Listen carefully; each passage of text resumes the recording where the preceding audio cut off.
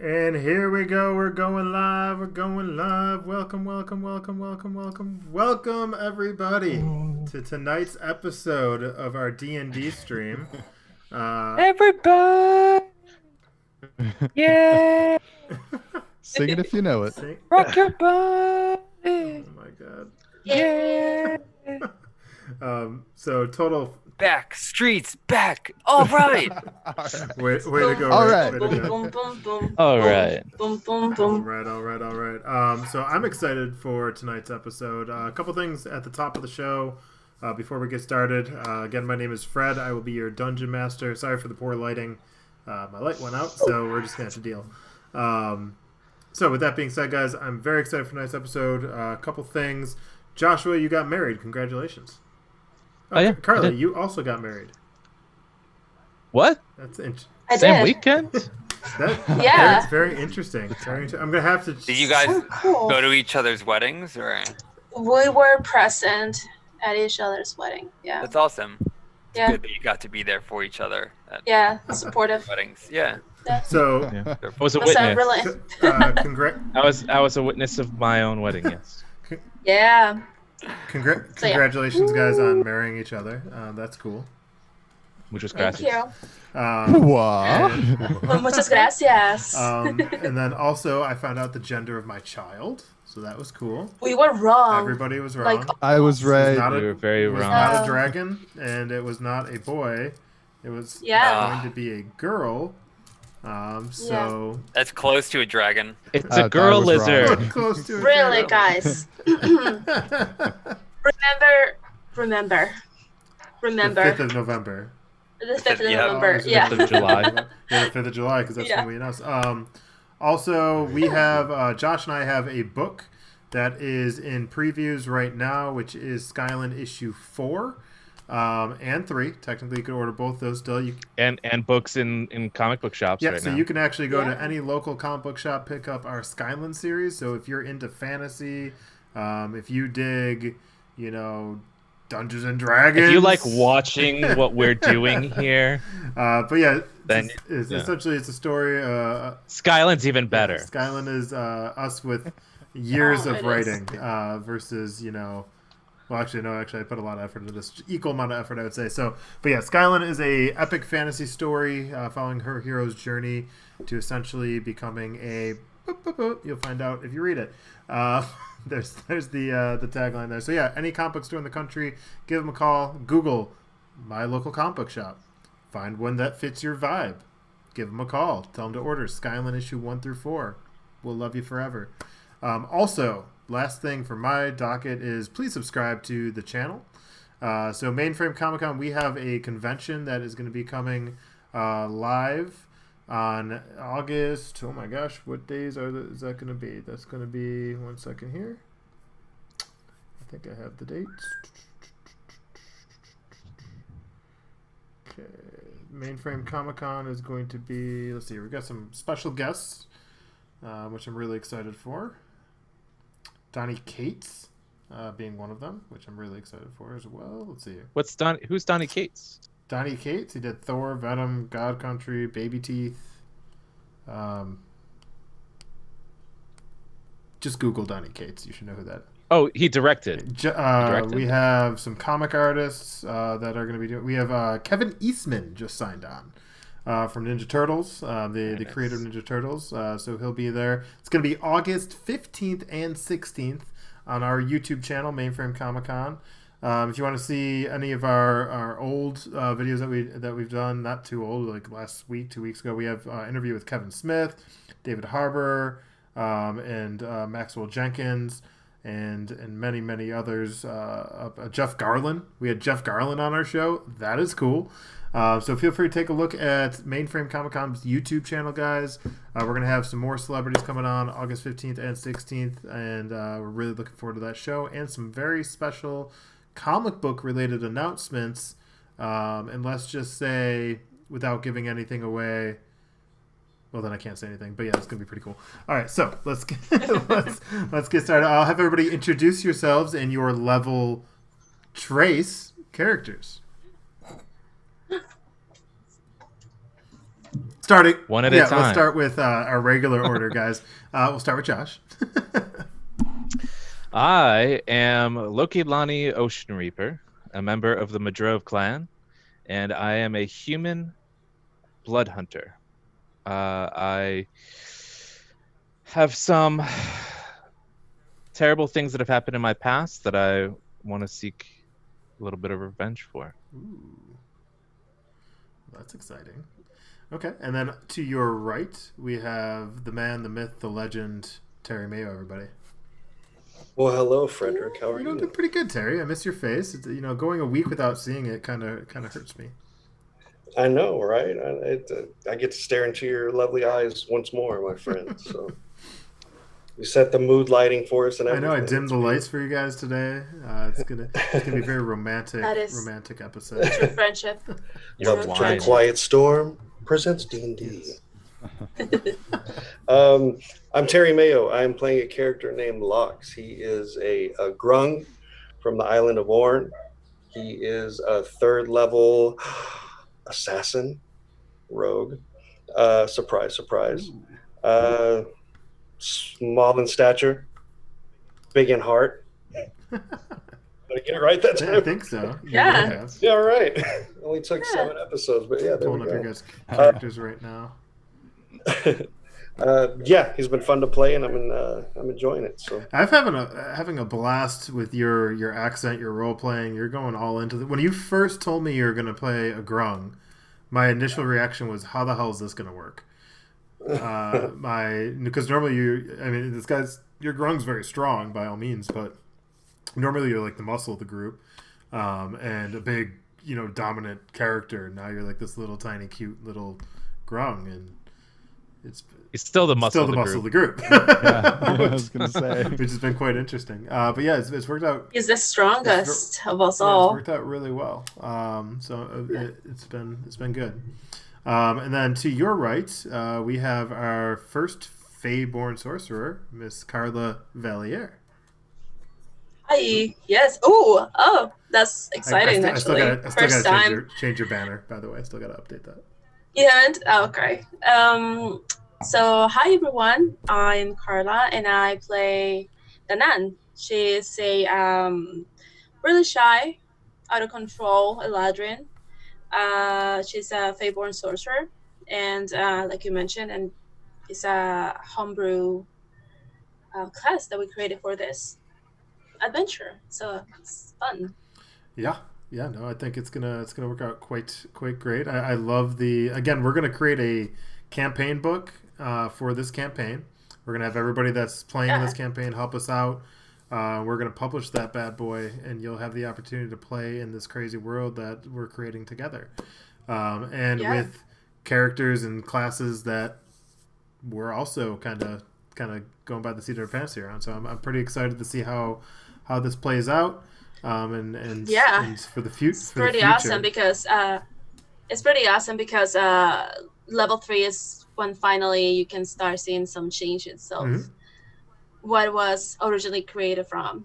So it's going to be a trip. So really excited to see where you go. And below you, we have our also small in stature, but not so small for a dwarf, Mr. Rick-tastic. You are muted, Rick. You're muted. Did it to yourself. Psych. So I am playing Brawl, or otherwise known as Brawl the Strongheart. He is a 42-year-old dwarf who has just achieved level 3 and is thus sworn his oath. Ooh. Brawl lives his life by 4 central principles based on this oath. Through his acts of mercy, kindness, and forgiveness, he kindles the light of hope in the world beating back despair. Where there is good, beauty, love, and laughter in the world, Brawl stands against the wickedness that would swallow it. Where life flourishes, Brawl stands against the forces that would render it barren. Brawl delights in song and laughter, in beauty and art. If he allows the light to die in his own heart, he can't preserve it in the world. And lastly, Brawl tries to be a glorious beacon for all who live in despair, to let the light of his joy and courage shine forth in all of his deeds.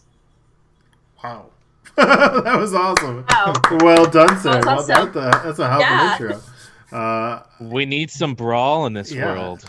Yeah. And And you need a banner that can wave behind you. if we ever get to do Oh, a yeah, that'd be cool. Nice. Where was the if flag? we ever get to do Yeah. a live convention and a live D&D show someday, which is like would be an absolute with like a arena or whatever the hell, I would love to do that.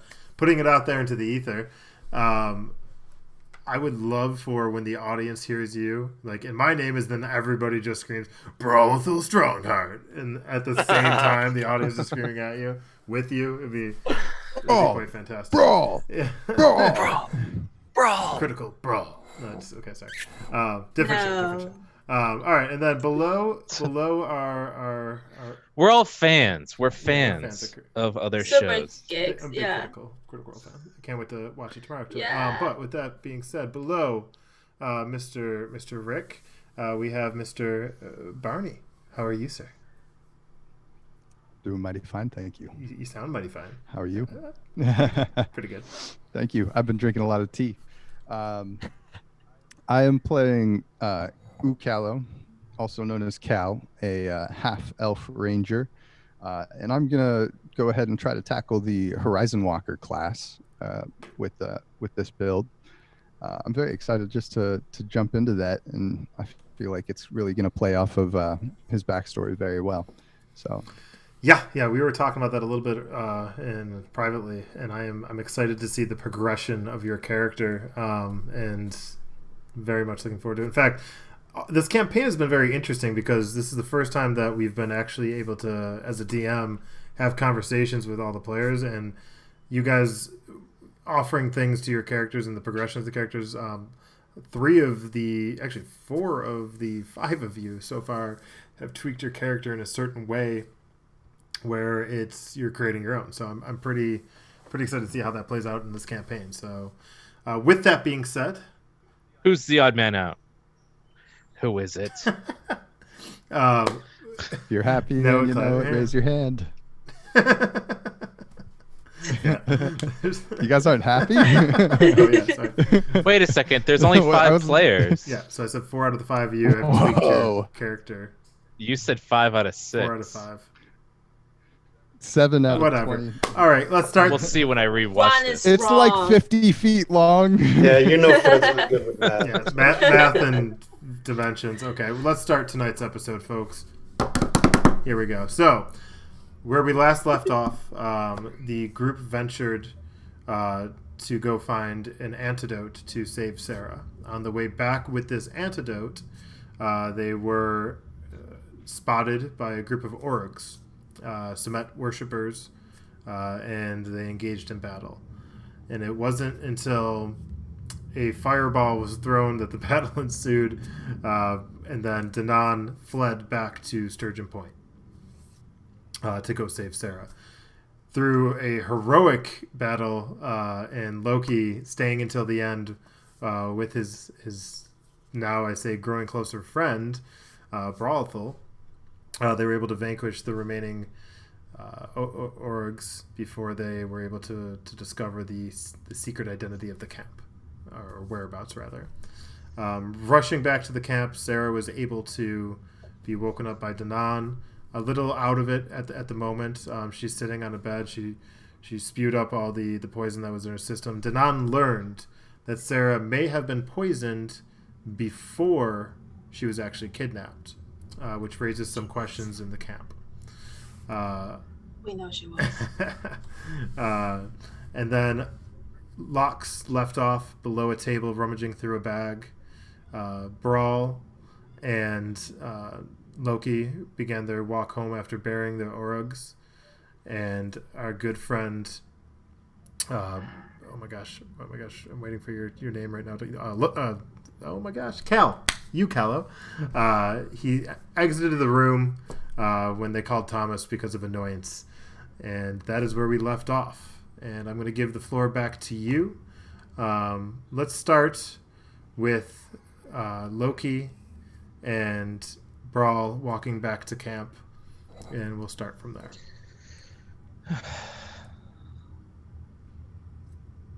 Nice shoot. Hmm? Oh, nice shot. Shots. Nice. Thank you. Thank you for staying with me. I appreciate that. Yes, Thank well, you were right. I'm a little bit exhausted at this moment. Burying 4 orgs is not something I thought I was going to do tonight. Yeah, same. I don't know about you, but I'm fine just walking back to the camp. I'm sure they made it. I'm sure everything's fine. Sara is back up, jumping around. I don't know what she does. I've never met her, but I don't know. Same. Hopefully, they made it back. How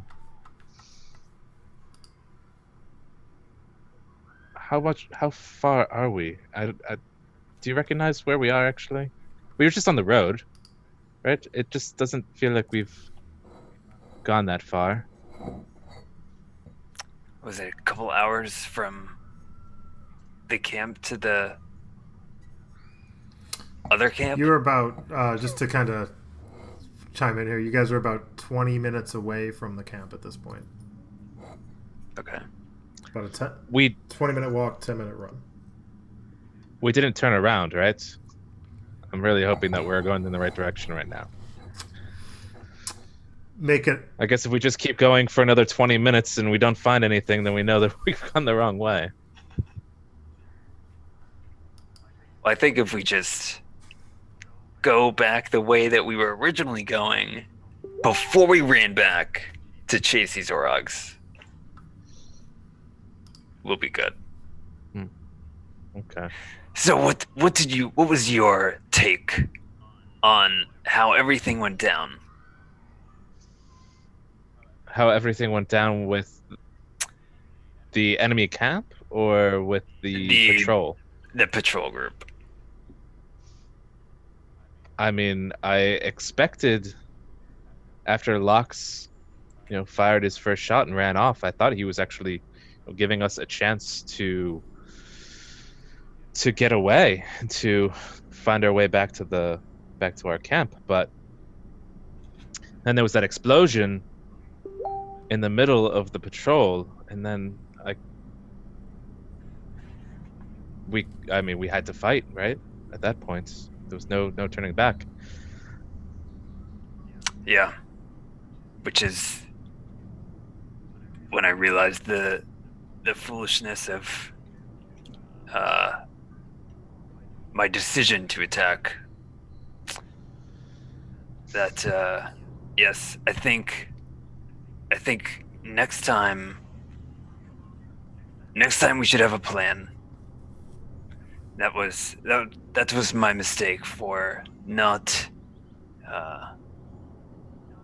having, just the word. Well, it's very hard to prepare for a patrol like that. I really wasn't expecting that.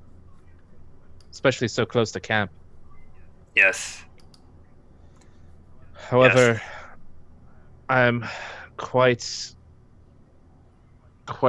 irritated at Lox and Cal. How they don't recognize what dangers they actually pose on others with their just rash behavior. Fair. I think I think we could all do with a solid conversation. I think it would just help for all of us to be on the same page and to make sure that if we get into a situation like that again, we at least understand what the goal is, right? So something like that patrol group. Are we going to get off the road and wait for the right moment to flee? Or are we getting off the road and waiting for the right moment to attack? Well, I thought it could have just been, obvious. We were not prepared to fight for Uroks. I agree. I just expected that, everyone had, their wits about them, but things got a little bit out of hand. And I'm gonna take out the stone, the meteorite thing, out of the bag and kind of take a look at it. And this thing was doing some strange things. I detected a celestial energy coming from it. Do you have any skill that might be able to help us in discovering more about this artifact? The only other thing I can do is being able to sense magical properties, but I can't necessarily describe them to you.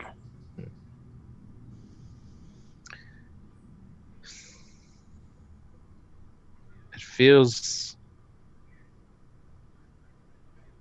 like it's not from this realm. Yes, I would agree. And I don't know why they had it in their Semet camp. And the condition, the box that was able to kind of weigh it down. Mm-hmm. What's the purpose of that type of magic? What's the purpose of any of this? And were they carrying it with them, or did they find it somewhere? That is another great question. Well, I'm gonna take out a ration and put the rock back in my pack, and I'll split the ration with Brawl. Okay. I'll say you guys are, as you venture down the road, you can see the entrance to the camp. As you walk in, it's becoming later in the evening. At this point, the sun is almost fully set. It's probably right around 7:38 in the evening. You enter the camp and you notice pacing back and forth, kind of talking to himself, or voices grunting, is U-Calo, as you venture into the camp. Are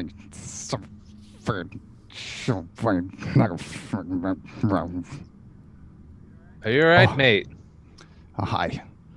Sarah's awake. I don't know. That was not a disaster. We need to let somebody know that if that main road is already compromised, that something should be rallied here. Good point. Is there a way to know if there are any other members of that encampment? I'm very familiar with these woods. I could scout it out and make a look-see. Other than that, I think that the villagers should be prepared for the worst. Are you going to shout at them if you see somebody? What? Will you be shouting at the Semet followers? What do you mean? You just give them our camp. You just handed it to them. What? Oh, earlier. Yes, Yeah. That was a mistake. Yes, but seeing as they were already on the main road, it's only a matter of time until they find this place. We need to fortify what we can here before we move on. Make a difference somewhere else.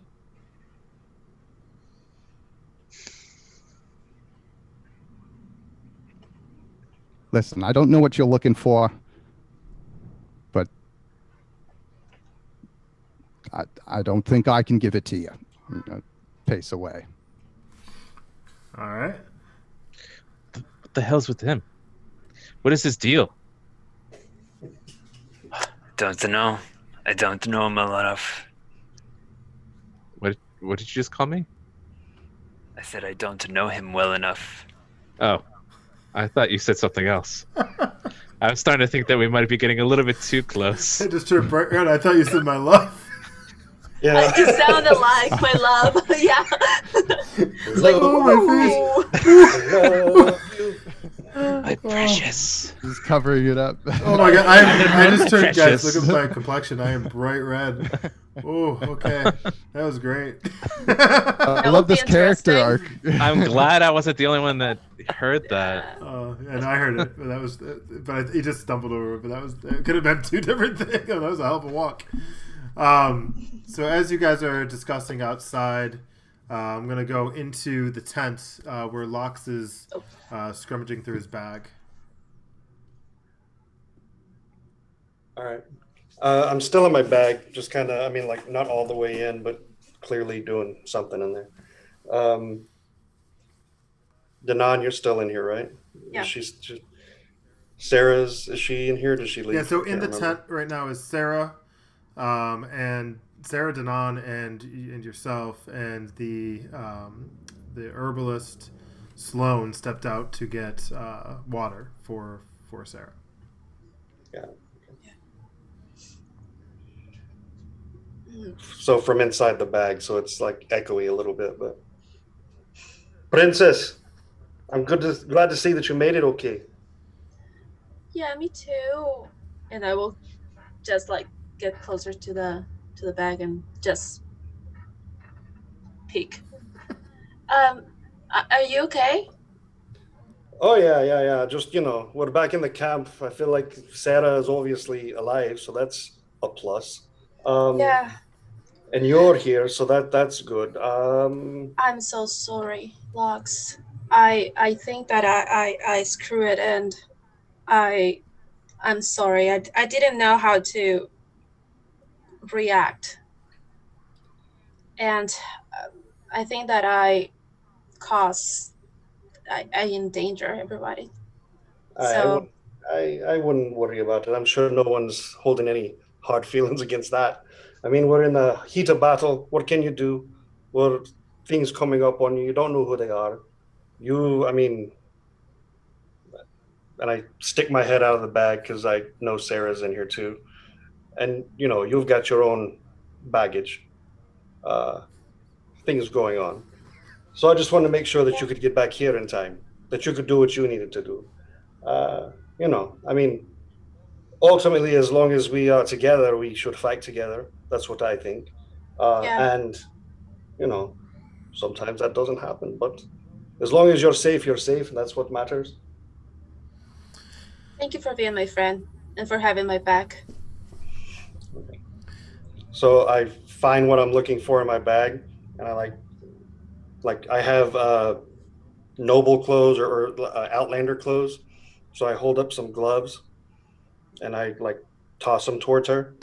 But you had mentioned a long time ago that you needed gloves if you were ever going to touch me. So I wanted to give you a proper handshake at the very least. Oh, of course. I put him on and I will extend my hand to him. It's a pleasure to meet you, Lox. Lox, nice to meet you, Dan. At this moment, Sloan walks into the room holding some water, kind of looking at you guys shaking hands. You're wearing gloves and you're kind of bent over while he's kind of sticking out of a bag and this day just keeps getting a little bit weirder and a little bit weirder. Here you go, Sara. Sara takes the water, begins to sip it. Looks over at you, Danan. Listen. How you doing, Sara? Are you doing better? Doing well. Better than I was, before you arrived, so that's good. There's lots to discuss, lots to get done. I agree. Listen, we have a council, and this council is going to need one more seat. How big is your caravan or group that came here while I was indisposed? There's 5 of us. Who speaks for you all? We speak for all of us. Do you have... We're a group. So you don't have a leader? I think that and I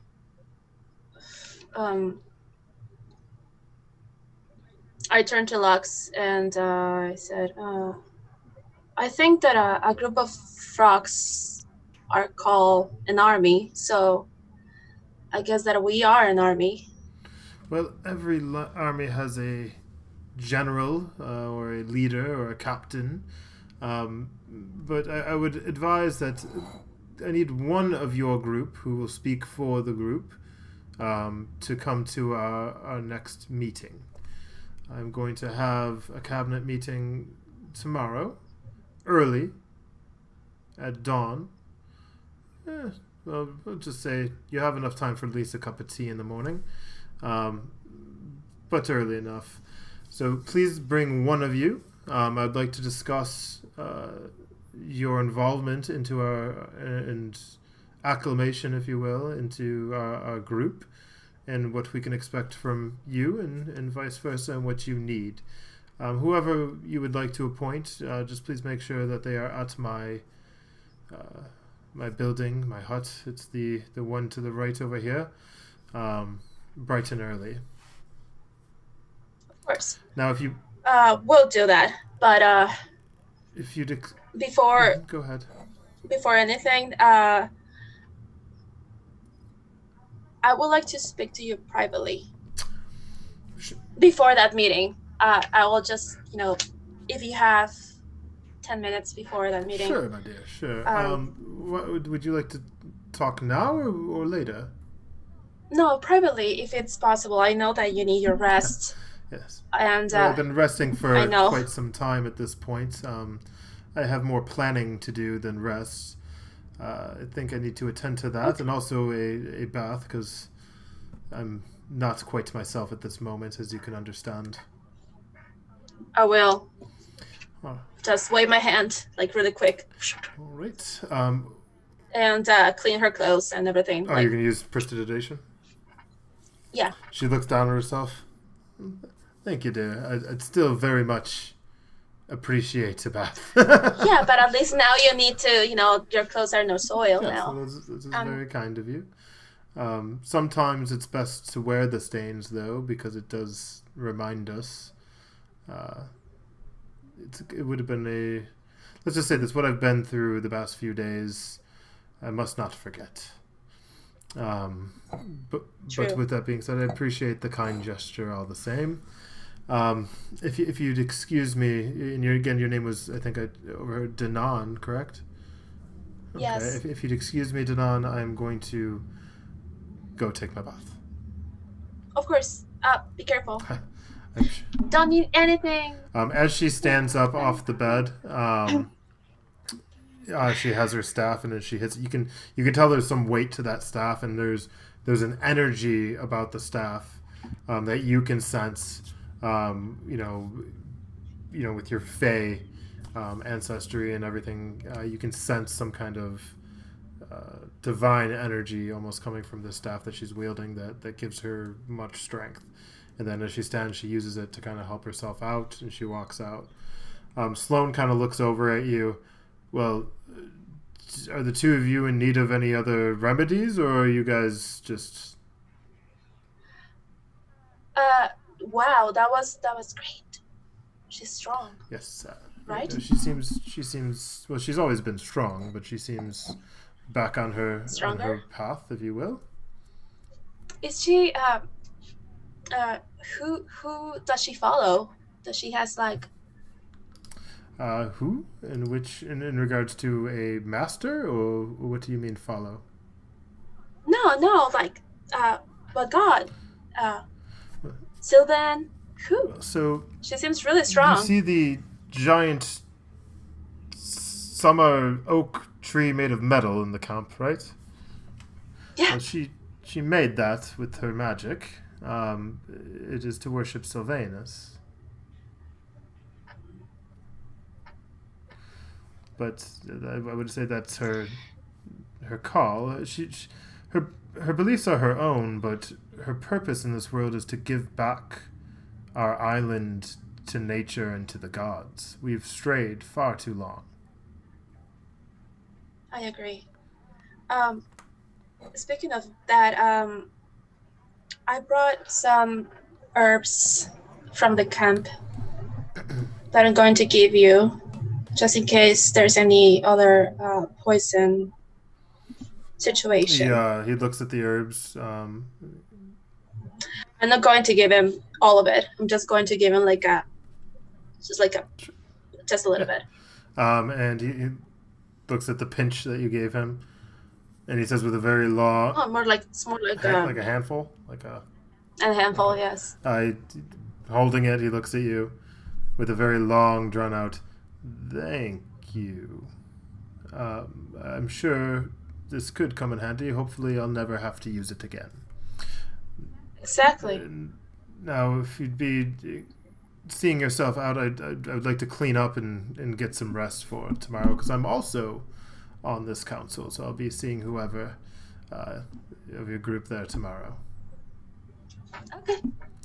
Have a good night. You too, Danan. Do you mind if Danny or Danan? Which Danan. Danan. Okay. Danan it is. All right, Danan. See you guys tomorrow. And little Frogman, do you mind seeing yourself out as well? Well, since you asked so nicely, I don't see why not. Slowly. Thank you, Grong. And then as you guys walk out, he closes the door, and then standing on the other side in the front,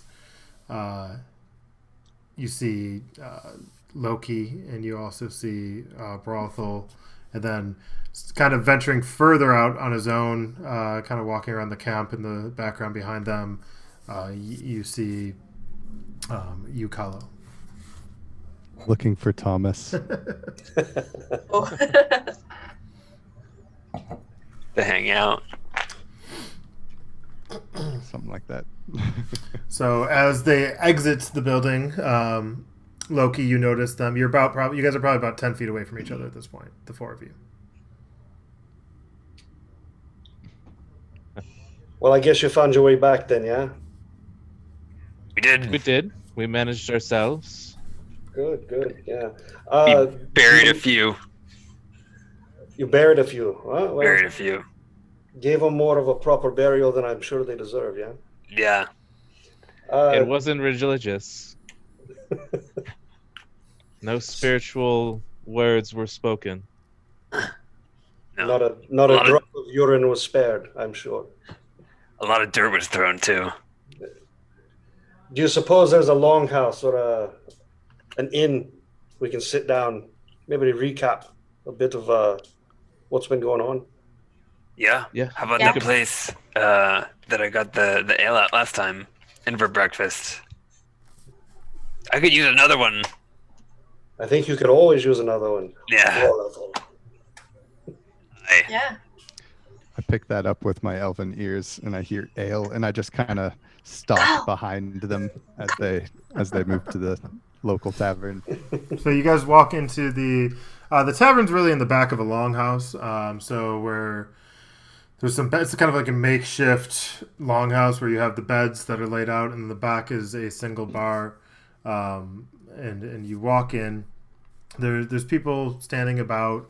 Some are already in bed, but further back you can see a friendly face with Gregory, the halfling, who's kind of like peeking over the bar when he sees you guys walk in. Oi! Welcome back! Hi, Gregory. We'll take a few more ales. All right. And some of your salty nuts. Yes. Salty nuts. Please. You're gonna make me go get those again, eh? Yes. How about some salted pork?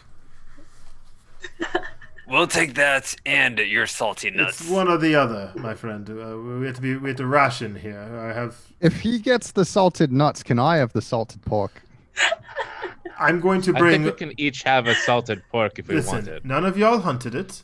None of you found the True. pork. I could hunt 3 porks and. Do you know how rare?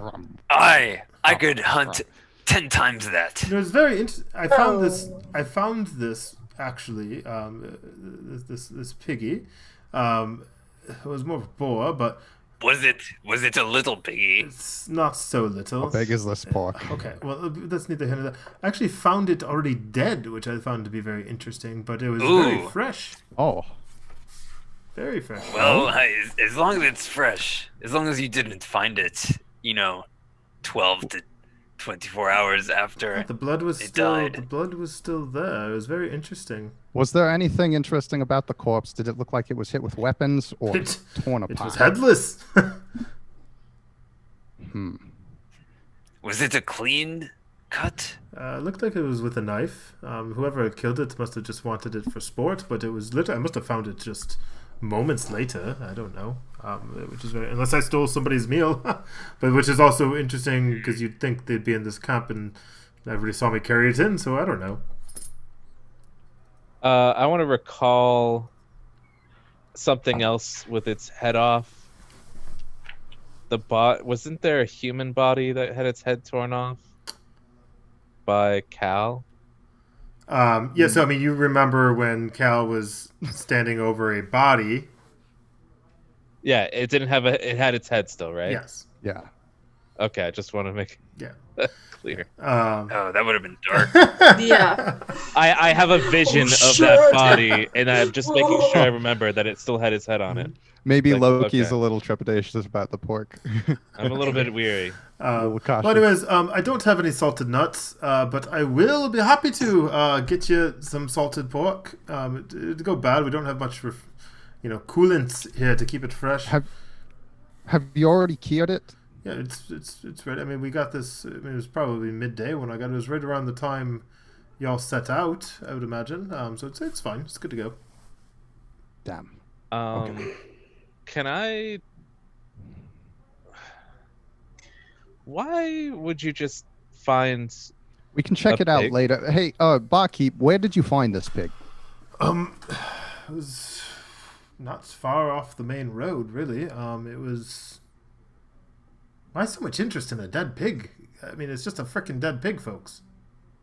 How often do you find a dead pig with his Well, head you said off? it was rare. That you just Well, I Especially mean, when it's they're rare rare, that yes. there's pigs around here. You don't see those too often, but I will say that you see lots of wildlife. I mean, we're in the middle of the wilderness. So you would say it's even more rare that you would find a pig with In its the head forest? cut off He already. steps off his little stool that is behind the bar, and you can't see him anymore. And you can hear him talking though to you. Well, listen, if you don't want my salted pork, you don't have to have it, and you can go to bed hungry. All right. Clearly, this pig doesn't have a backstory. Of course not. Of course not, Gregory. I bet it's delicious. Do you try yourself? I bet it's Been delicious. serving it all night. Nobody's sick yet. I'll take I the bet it's really salted good. nuts. I don't have any salted nuts. I only have the Can salted I have pork. some bread? No bread, just salted pork. Do you have anything vegan or Salted gluten-free? pork. Just let And it. you want your little bucket of water. I do CrossFit. And he kind of stands up. He has about a foot big bucket. He puts it on the bar. I figured you'd be coming back, so I kept this here. And here is, and he puts a plate of salted pork. And he also has a little dipping sauce. That's some Cajun. I made that myself as well. Didn't find that dead on the side of the road. Just made it myself. Can I make either a nature or like an insight check to make sure this stuff is edible? Yeah. Yeah, would that be survival or Survival? medicine? What would that be? Be a Super. nice point to have detect poison or something. You can do. Don't do an want insight a check. tummy Do an ache. insight check. All right, insight Insight? check. Well, I are you rolled. trying to see if he's telling you the truth or if the food is. No, I was eyeing the food, but I did want to see if he was telling the truth also. Okay, so let's have you roll twice. Roll insight for Okay. our little halfling friend here, and then also roll for. What do you guys think? Nature? Insight to see if he's like. Yeah, trying insight to for lying. deceive Roll us for or that something? first, and then see where you. We'll start there. All right. Well, I got a total of 5. Yeah, you feel For the very pork. comfortable with this pork at the moment. I dig in. Okay. I don't know. For you wanna With his see story. if it's poison or anything, that would be like, I don't know, medicine. I don't know. I'm already eating it. Okay. Me too. All right. And then he steps I just down, go home. and then you can hear him. What would you all be having for drinks? Beer. Another ale, please. The And keep 'em lager they coming. And he have. pulls up brings a bottle of bourbon and he puts it on the table. I have something special for tonight. If anybody be thank having God. some bourbon. Praise our Aye. I will take some bourbon. All right. And he pulls out some glasses. Anybody else? I have 2 bourbons. He pours 2. Here. 3 bourbons. Some bourbon. Thank you. All right. And how about you, my grung friend? No, I think you already know the way to my heart. Just another glass of water. All right. Well, here's your bucket. And I don't have much water in here. I'll have to go back out to the well. If you don't mind. And for you, dear, anything before I venture out? No, thank you. All right. Moving forward, Lox, if you don't mind, getting your water before you come into the tent.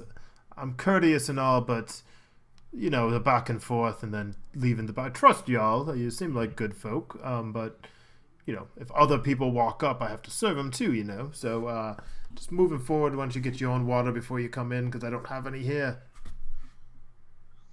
So I'm just going to look over at the group and just be like, and this town is worth saving, yeah? Well, if you'd like, we can maybe streamline part of that well into here if you want to help me. This town's worth working together for. I could see doing that, yeah. Alright. I could We see could that. work on that. That sounds like a nice project. Yes, I'm gonna track that pig. speaking of which, where are y'all staying? Here. Here. Aye. Where we stayed last night. Gregory. Hi. Right. I'll be back. And he steps back down, and then you can kind of, as you guys are up on your chairs, you look down, and he's about where the stool ends and your asses begins. That's how tall he is. And he looks up at you, sees you all soon, and he just kind of waddles out the front door. Are we all fairly in like private?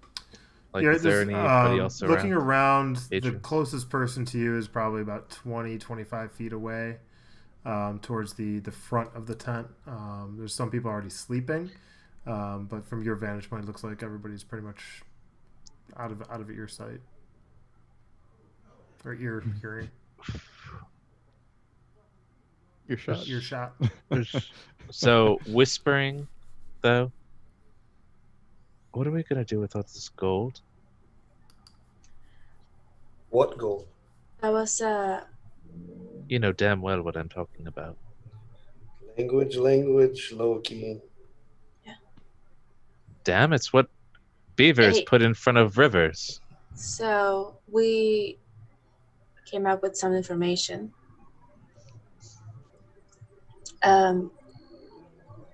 Sara was poisoned. Wild. We know that. No, you don't. We know she was poisoned. Yeah, but you don't know that she was poisoned here. She was poisoned here.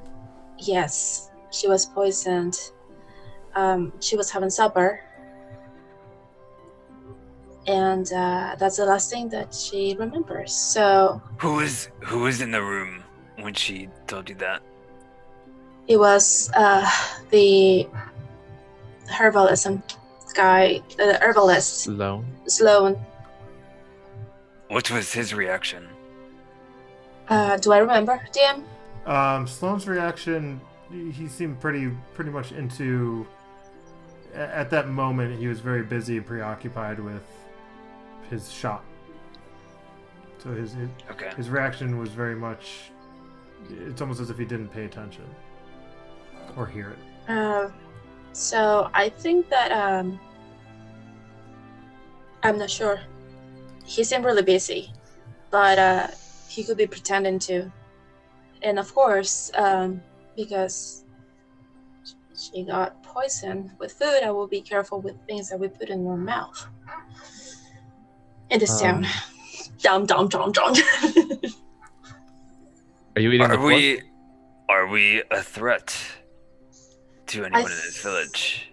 I think Could that we be considered a threat?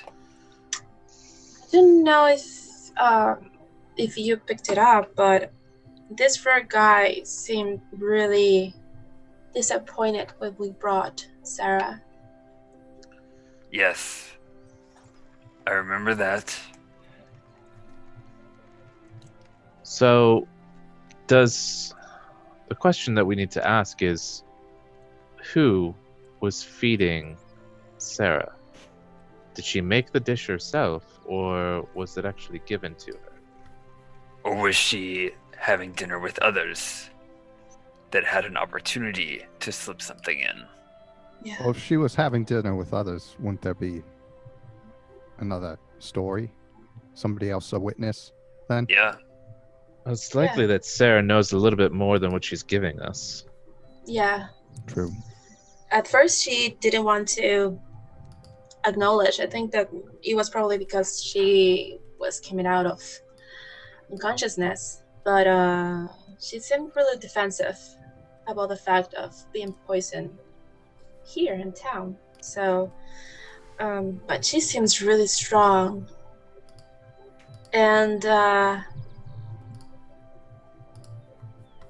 she is protected? Why are we fighting for her? Why we have this other political faction that seems to be doing very well. What if we heard their side? It's Wait, kind of what I'm what? thinking as well, Cal. Like, why? I mean, we were tasked with saving young Sara. She's saved.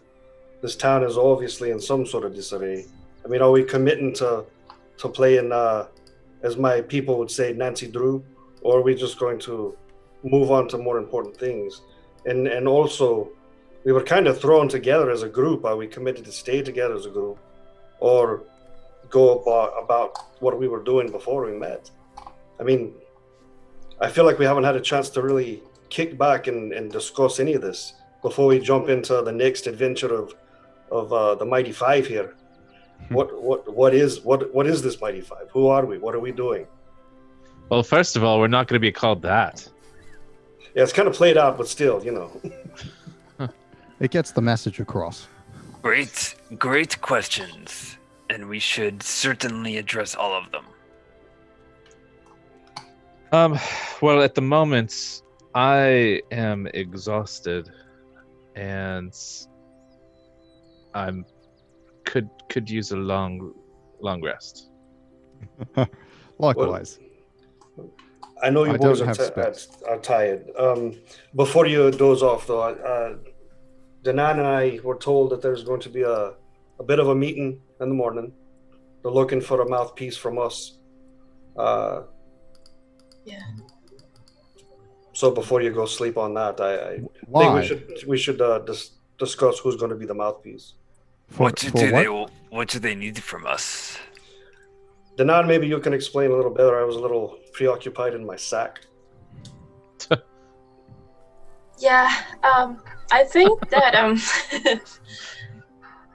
you put me on the spot. I think that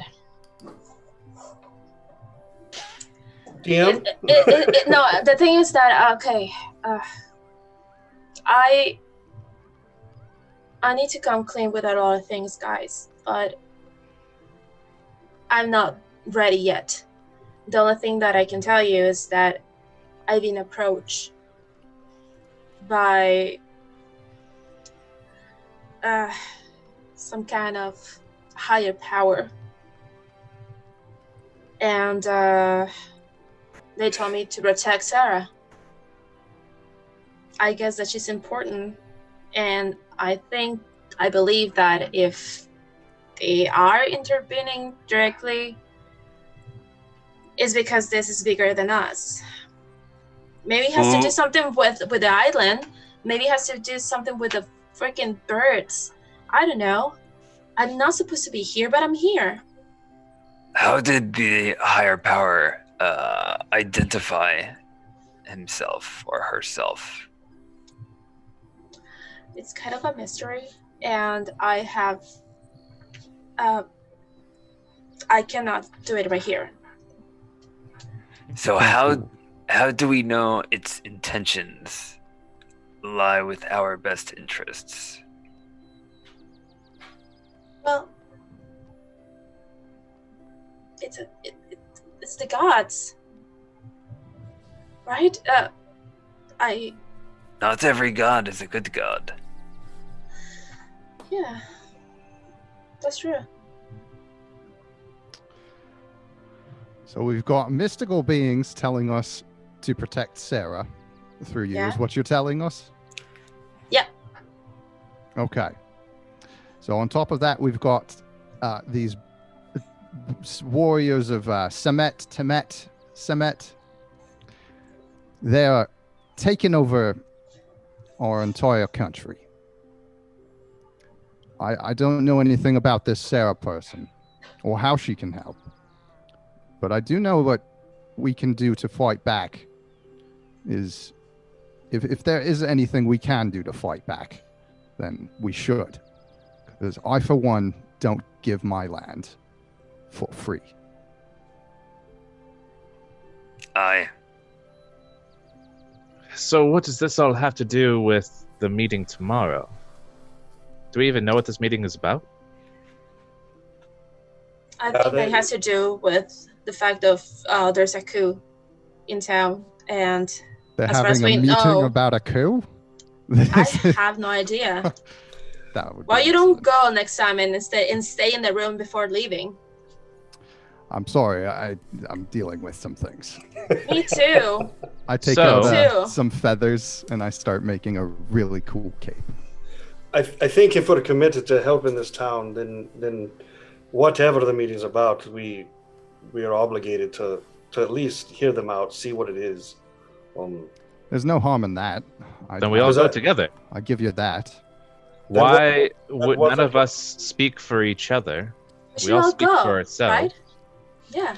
Well, I think that brings me back to one of my other questions. Are we a group or are we individuals? If we're individuals, then yeah, you have a point. We all go because we don't trust each other. If we're a group, then we trust each other as a group and we trust each other to have a mouthpiece.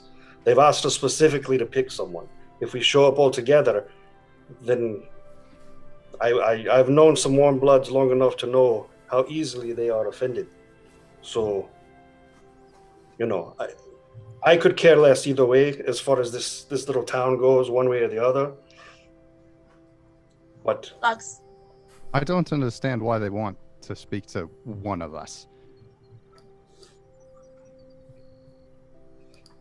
I I'm with think you, that Lux. we all have a say. So when you ask the question, are we a group or are we individuals? I say yes. I I'm told not you. so keen on having somebody speak for me.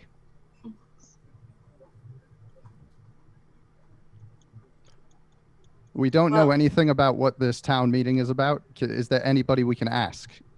So you I recall. look around the bar. Is there anybody I can ask? At this moment, our short little friend comes back with some water, giving it to Lox, handing it, being very careful about his hands so that he's not touched. Gregory, do you know anything about this meeting tomorrow? Whoa. What meeting? Town meetings. Thank How do you. they function here in this village? How do you Well, you guys have, gather? the Do you High have a Council, system? which has the herbalist, the blacksmith, Rorik, and also let's see, the black Sarah, I assume. Sara, yeah, she leads the council, and there's two others. But yeah, it's just them talking about the future of the camp, how to, it's usually what they decide, we kind of follow, kind of a thing. So there's 6 of them in the council? Total, yes. Yes, 6. Now, why it seems odd that there's a council, but Sara is the leader, correct? Well, so she does take others' opinions, right? She believes in some sort of, But her say is final. yeah, to a certain degree, yes. I mean, let's just say that she can veto. It's either a republic or it's a dictatorship or I don't. She can veto, but it's not necessarily always her ideas that move us forward. But she seems to have the best intentions for us. We've gotten this far.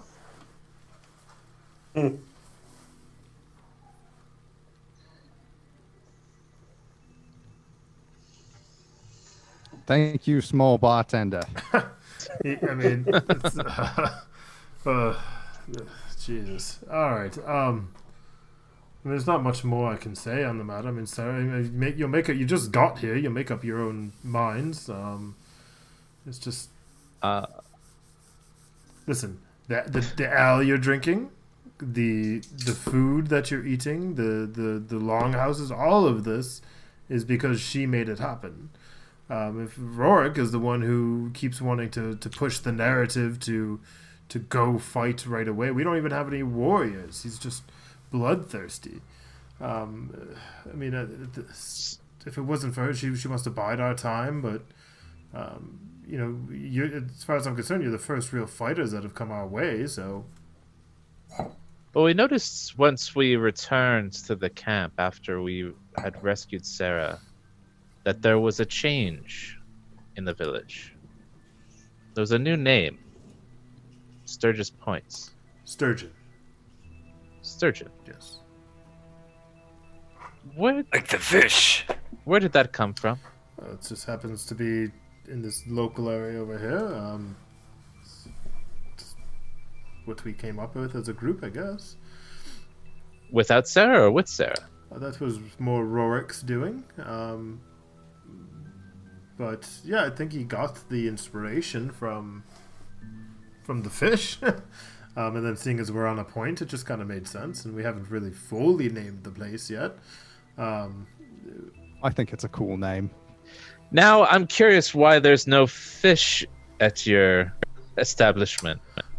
Could we order salted fish? We don't... We are on this. Not at the moment, no. We haven't gone fishing in quite some time. No one... Is there a local fisherman? Well, It's because of Thomas, I Thomas know. usually brings people out on his boat to get some fish. Yeah. He took Do they go to the pocket?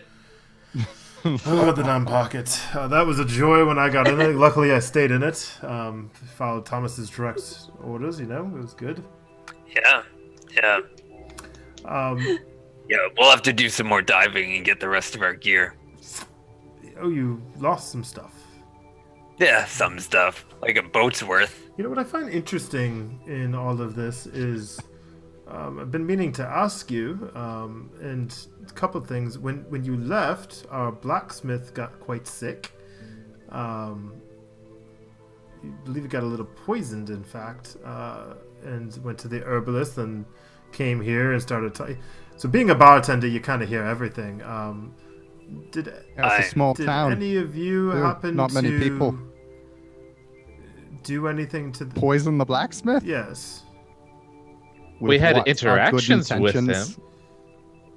But he was making me some armor, and he was making Lox some armor. There's a lot of poisoning in this. He was poisoned Town. also while we were out. His was more of a Is what it skin sounds like. thing. He had boils and bubbles and it's as if I'm sorry, are you a doctor? Are you sure it wasn't like old, like 2-year-old or 2 days I'm old, just telling you pork what or he said to something? me. Maybe he had like a food reaction. It was If it happens It happens again, all the time. just come get me. I can take care of it. I mean it's not that my worry or concern, but he was quite pissed at somebody. He wouldn't give me a name. I'm just curious if it was one of you, that's all. Those who Yeah. are unable to take responsibility for their actions typically try to put that responsibility on others. So he Yeah. might have just been shifting the blame because he was so angry with himself for Yeah. getting poisoned. You know, projecting is it's a bad Yeah. reaction. You know. One moment, guys. My dog is eating my cable cord. Wow, Rick, Haha, that we're was doing so great. clever. I like how that went full circle. We're killing it. Uh, So we need to We need to find out a place But to. we have to designate somebody to go talk, and then I don't know. Maybe we should set up like some snipers just in case. Some snipers? Back. Just in case anything goes wrong. Well, anyways, it's getting late. I think I'm going to turn in. Can I get you all any other drinks before I go to sleep? How many else have I had? You guys are still on your first drink. Oh yeah, I'll take 2 more. All right. Same. These are on the house. Real quick, did you guys find the gold? I'm sorry, are you the treasurer? Why? What's this with the rudeness? I'm giving you free drinks, free food, free lodging. I toss him a gold piece. That's strange. Okay. Anyways, you guys set out to save Sara and the gold. I'm just curious if you brought the gold back as well. I We guess found that's some all gold. down. Can't guarantee it's all, but we found some. Oh. Who knows? You'll have to talk to Sara about that. Okay. All right. Well, good night, gents and ladies. I'm gonna turn in. He kind of puts all the drinks down the glasses. He puts a cloth over everything. Try to get some rest. Y'all had a long day. And he ventures back, and then you can kind of see him go behind, and he just kind of lays down on a cot, which is about 10 feet behind the bar, behind a little wall. Thank you, Gregory. Good night. Night. You can hear from the other side of the wall. So Did we get the was everything on the house, or was it just this last round? I stand up and I walk behind the bar and I say, "So," and I start pouring myself a drink because Gregory's gone, and I address the party. So what we know is we need to talk to these guys, at least see what they're going after. I suppose I can holster my ego for a second. That would be appreciated. If for any all of you us. want the honor of talking to the council, please Well, come I'm forth. familiar with. Thomas isn't part of this council, is he? Oh, that would be lovely. Where is that chap? I hope he's not. Oh, actually, that would be rough. I don't see any reason why only one of us would speak with the council. We all have questions. We all. If we know we're a group, if we know what they are doing in our intentions, then I stagger all to the council and what they think. We can let one of us speak so long as we know what we're rock solid on. That Well, way, doesn't matter who says what. It won't reflect on us. All we're doing is finding out what they want. Well, which We one in of this- us is the most First of all, trustworthy? are we in this together? I am. Well, I don't see why not. At least for the moment. At least until we're out of this mess. Okay. Loki? I'm with everyone for the moment. I'm here, Princess. Okay. I can't say I trust all of you yet. We're gonna pour another drink from behind the bar and slide it down the table Okay. to whomever. So you slide the drink down Just the table. slide the drink. Please tell me there's no one at the other side of the table. Does Can I anybody roll grab the for drink? also? I rolled a 17 for strength for throwing the So drink it's across the table. Going super fast. Is anybody trying to grab this drink? I get it. Okay, Brawl grabs the drink. I hear that was a special bourbon too. Smooth. Is Smoky. anyone feeling okay? Or are you guys okay? Well, I don't want to talk to them. My last encounter with Sarah was not the best. I don't think we got the first impressions and so on and so forth. Yeah, I'm not quite the diplomat, so I probably shouldn't be in the room alone. I come from a family that's done a lot of business in a lot of different places. I don't have a problem speaking if nobody else wants to. Right. So the other issue here, if that's settled, then is we're getting a lot of people poisoned. Bro, if you're going to be speaking in front of the people of power, we can't have you getting poisoned. Well, we also got to make sure that Lox. Yes, mother. Maybe we can use Did him you- as a counter agent against the poison. I don't know. Well, I'm starting to think that he may actually be doing some of these poisonings. Look, if the man is stupid enough to give me his hand, then what am I going to be rude and not shake it? Stupid Yeah, Well, that's enough. true. It's I mean, just how so many easy. people know that you're poisonous? Well, for one, we know the blacksmith knows now. This certainly does, and I'm sure he hasn't finished my armor, thanks to you. Well, my thinking pattern Someone loose. would be more apt to do it correctly for you now. Either I can that go or- apologize to him if it makes people happy. I mean, His hands are probably all shaky now. no, if he didn't die, then he should be fine. I Wait, thought he it gave could've- that. Died? Well, He could have just died? that's how poison works, young man. Yes, he could have died. But hey, again, everyone here makes their own choices. If he chooses to touch a frog, a 2-foot talking frog, then that's on him. That's not on me. Hey, Lox, how do you know the dosage? I can secrete it out of my glands, so I just gave him a taste. Mm. It was Oh. spicy when I had it on that apple. But you don't maybe- know how each person will react to it. Yeah, unfortunately that's not something I care much about. I mean, like I said, everyone's in charge of their own destiny. If his destiny was to touch me and die, then that's where his story ends. Fortunately, he's able to make your armor now, so happy ending. Yeah, and he might even be resistant to poison now, Ah, Good to be grateful for the little things. right? praise Aron. Like I said, I can apologize, throw him a couple of gifts, maybe talk some nice things to him. I mean, just you have a weapon, you have a dagger or a bow. You're not shooting it at everyone. You don't see this poison skin as being potentially a weapon No, well, yeah, I see it as being that a you're weapon. inflicting on others? Well, yeah. You know what? I'm sorry if you don't have a sense of humor about it, Loki. I thought it was funny. I thought it was hilarious. Man fell over. I think he's going to be fine. Long term, think? hopefully. We'll see. Thomas can always go find another blacksmith. It's okay. It'll be fine. Don't worry your little head.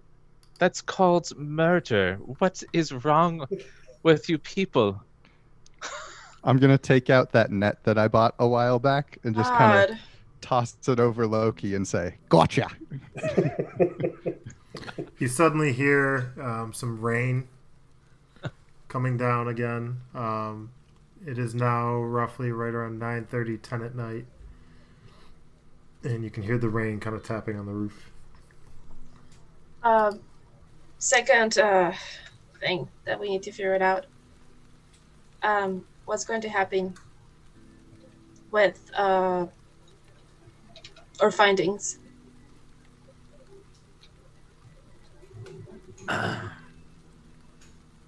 With our Yeah. we well, that's a good question. That's actually a very good question. What was promised to us? Was anything promised to us? Finder's fee? Did we agree on a finder's fee? Perhaps that's what you should be negotiating tomorrow. Yeah. We do have all their gold, and it seems only right that we do receive some kind of reward for saving not only the gold but their leader. Yeah. Do we have a need for gold right now? We always have a need for gold. We're not going to be Why? in this village forever. Right, but how long are we going to be here? Could something else be more valuable to us than gold right now? That's a yes for me, mate. I choose him. What is that? Alcohol? Are you suggesting alcohol is more important than gold? No. I didn't say that. No? Okay, you're cheersing. I'm just trying to. Am Favor- I actually covered in a net? I take it off of him. Really You had all the conversation covered. Yeah, okay. Is that a net? I mean- That's a good question with a net on top. Having someone owe you something is more valuable than money. That I can agree with. Yes. However, we could kind of buy favors with the amount of gold we could receive. That wouldn't be favors, that would be a purchase. Yep. Buy favors. I said buy favors. You buy them. That's extortion. No, that's Hold on, I thought that you were judging blocks because of some moral compass that you apparently had, but now? Buying favors is a single transaction. Somebody being in your debt is much more useful. valuable. Yep. and someone who's poisoning people that could potentially kill them is way different. So it's that Rorik guy, right? That's the person who's actually poisoning. Suspect he's number a one. bad guy. Suspect number So- one. How But- do we? Not necessarily no the only proof. suspect. That's a hunch. But I mean, right now, if your hunch is Rorik as being the one who's poisoning Sara, and what would we do about that? We could poison them back. I say yeah. we let Sara know our suspicions, see if that even makes sense to her. At least At she the gets council. a warning. And then Oh, Brawl at the meeting tomorrow, just soak it in, see what kind of impression you get from Rorik. Yeah. actually, I kind of told her. Oh, What was her reaction? At first, she was a denial, and then I could see, the things that's been in her head. So I think that she's already working on that, and she did offer a seat on the council for one of us. In this backwater room. This relationship is moving quickly. It is. I think it's desperation more than anything. I mean, Sounds they've already like had the birds invade their village, steal their gold. Those birds Yeah. are nothing. If they can overpower this town, then this town is doomed to fall without us anyways. So Yeah, but does that mean that we need to stay here and play protector? No. I'm not saying that at all. Now, don't get me wrong.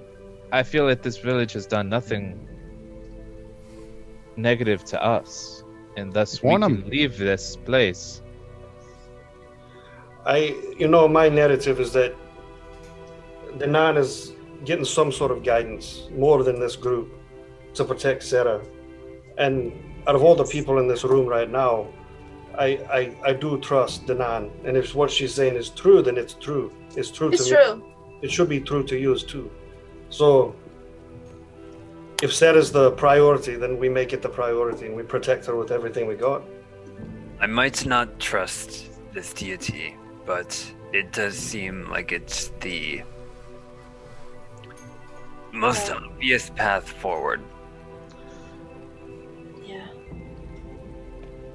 And we can make decisions along the way. Right? Well, So, I'll tell you one thing: I do not intend to make this place my home. no, I agree. This place is disgusting. But I think that means we should start taking a more positive role in this camp. I promise not to poison anyone else in this That's camp. fair. That's fair. Wait. And I think- Does Thomas live in this camp? Because I don't want to go back on a promise. That's Well- a grung humor. Come on, Loki. Eventually, you have to laugh at something I do. Maybe outside of camp. When you do something funny, I'll laugh.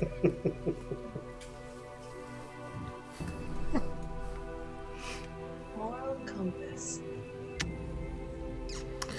So, Speaking go ahead. Sorry. Speaking of, how about that fight?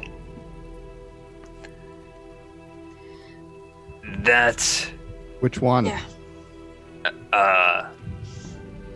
the 4 Orogs that we encountered on the way back to camp.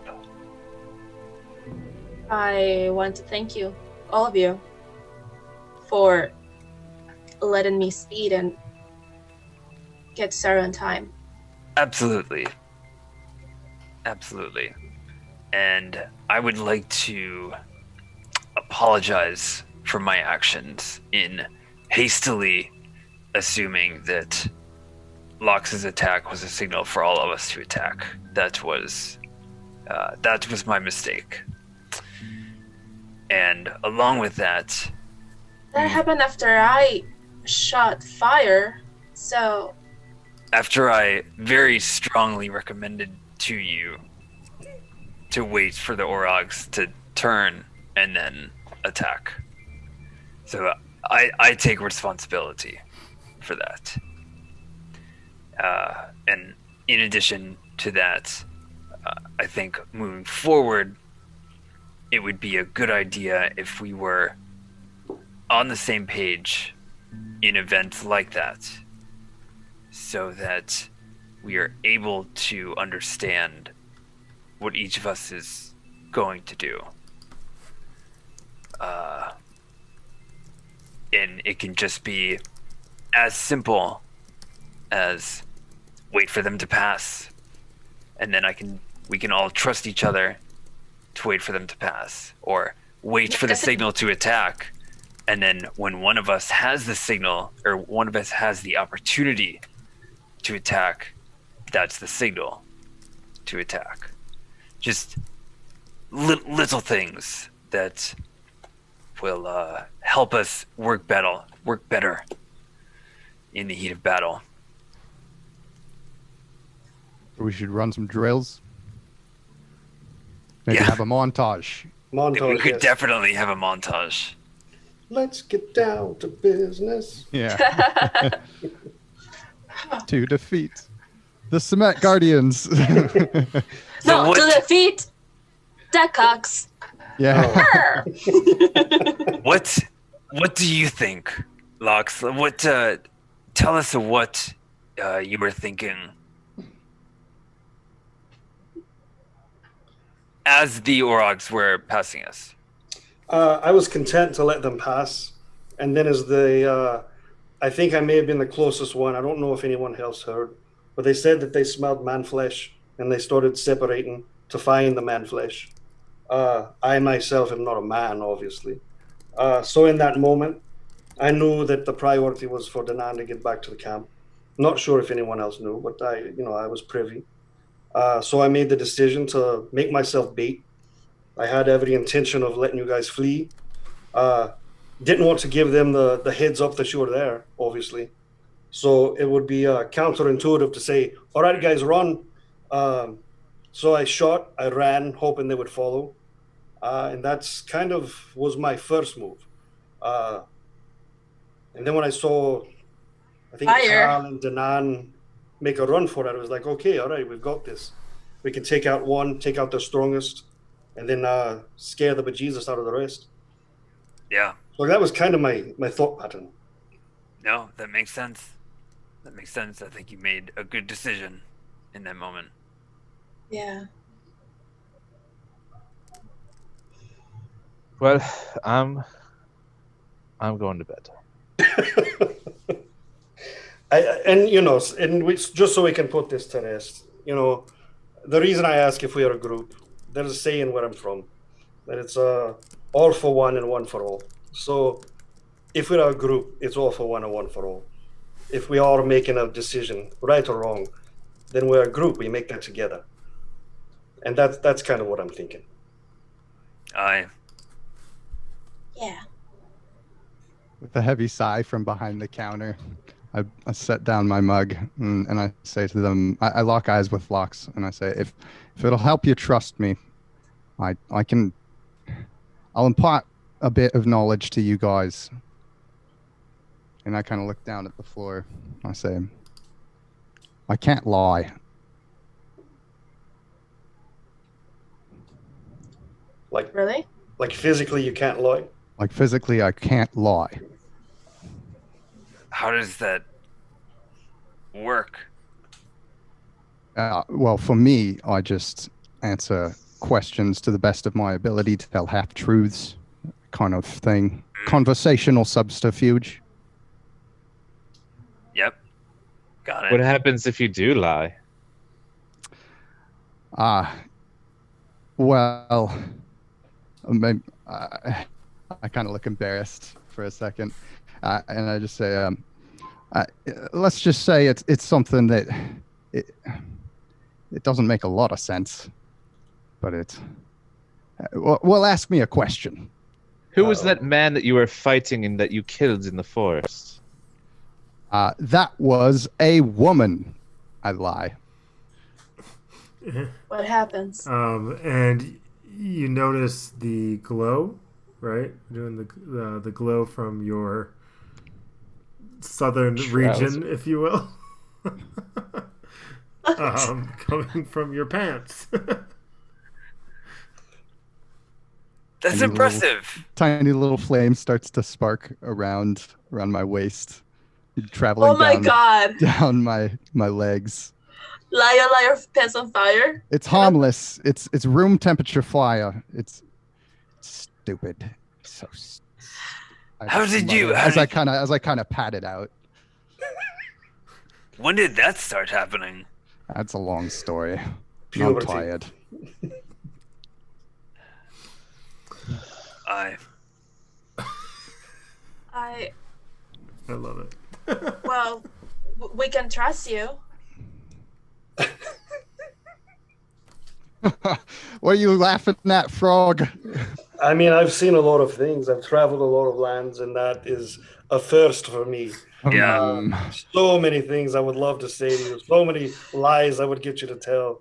So what happens when you're with a woman and you? I'm gonna grab a bottle off the shelf and just if you start fake an stomping orgasm. upstairs, just taking. You hits can't from fake it. an orgasm because then it just like suddenly your pants go on fire. Or if I'm not wearing any pants, Do that you doesn't have to make be sense. wearing them? I shout down the stairs. I can honestly say, as a male, I've never faked an orgasm. I don't know. Oh, I have. Yeah. Sometimes you just need to be done. You know that the finish line is like way off in the distance, but like mentally you're just checked out of the race. Haven't you ever been in love? I'm out of here. I take a sip from the bottle and I just book it. What happened if you're not wearing pants and you're still alive? At the top of my stairs, at the top of the stairs, I turn back and I look back at Danon. I just say, "You don't want to know," and then I go off to my room. Yeah, are there stairs? Is there rooms? Are there room? Then I go outside. There's no rooms. To It's track a that longhouse, pig. right? So everybody, you kind of look behind you, and like almost all the beds are full at this point. You guys have been whispering for the most part. I have not been whispering. But most of the people have paid no attention to you. The beds are far enough away in this longhouse where it's difficult to hear. Gregory, on the other hand, may have heard everything or is probably snoozing at this point. What? The whole conversation? Well, he's Or, like, less whispering? than 10 feet away from you. He Right. just sleeps on the other side of the wall by himself, which is 10 feet away from the bar.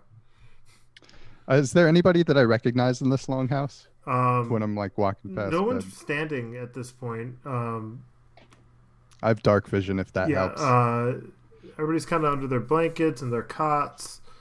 You don't really recognize anybody in this particular longhouse. All right, well then I'm just gonna cuddle up next to a stranger with the bottle. Okay.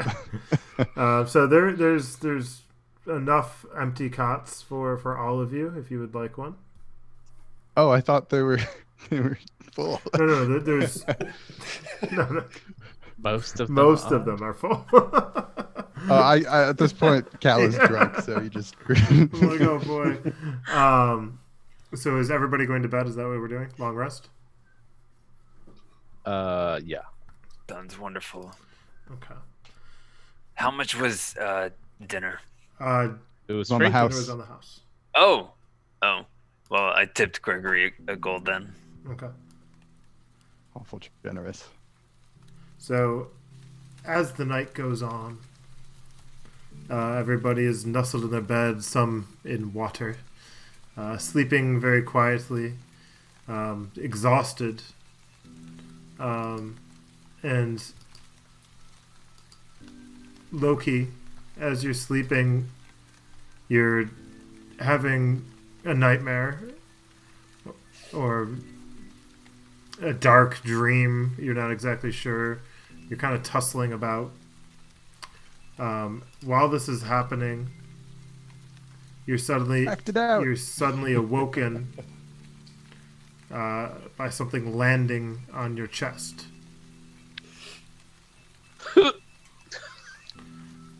What? And it's in a bag, and it feels wet. You don't have dark vision, correct? No. And it feels heavy. What the hell is this? And it's like a wet bag? It's about this big, and it's tied at the top, and there's something seeping out of the bottom of it. So I'm gonna push it off of me because obviously I can't really do anything. You hear thump.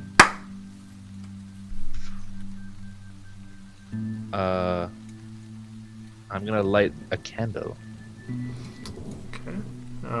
So as you light this candle and you, I'm assuming, look over the side of your bed at the ground where you drop this bag, you notice that it's blood that's in the bag that's seeping out of this wool or cotton bag that's tied together with some rope at the top. So I'm looking around me all the way around to see if there was someone around me that had put this on me. Everybody's asleep. And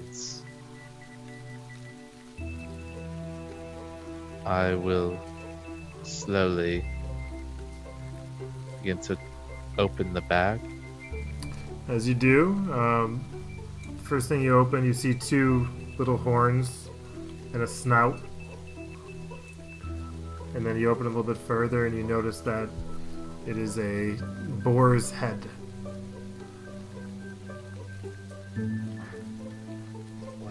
And in its mouth, there is a rolled parchment. I will take the parchment There is and open it. some wax on the parchment. Is it a symbol on there? It's a symbol that Like a you haven't seen in quite some time, but you immediately recognize it. I recognize it as what? You recognize it from an oath you once gave. Huh.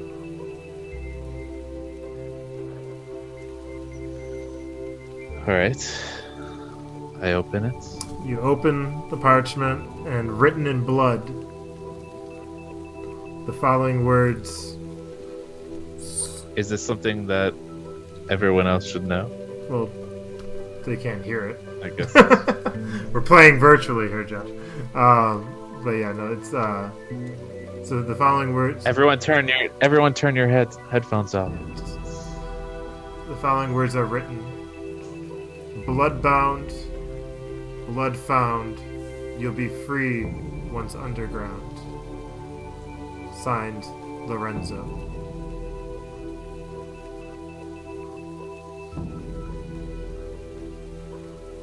So I'm gonna stand up and like quickly and like look around even quicker to see where someone could have come in, where like any signs of a person whatsoever.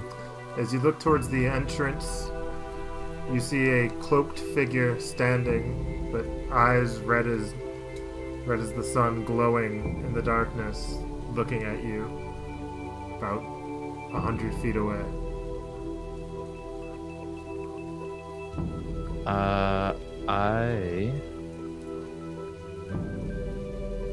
He's slowly backing up. Hold. You hold? Wait, no.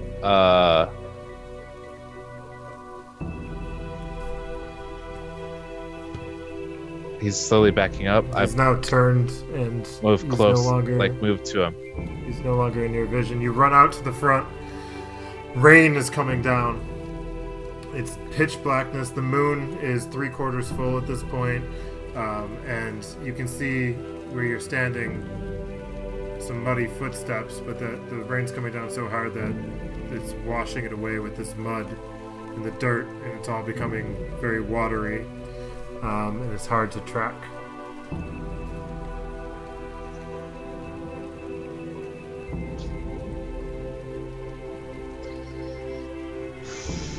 You look around and no one's in sight.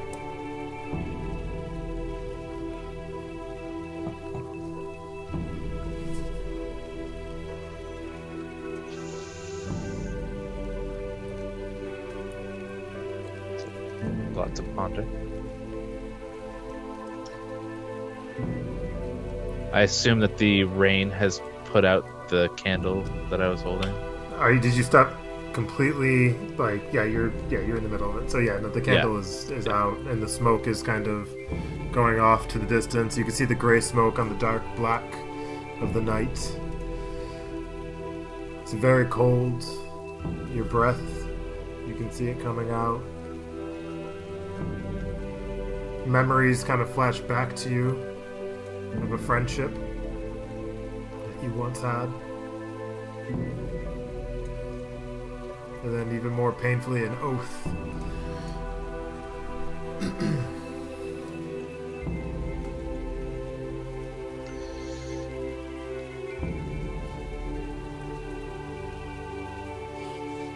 I go back inside, looking over my shoulder, but I walk back inside.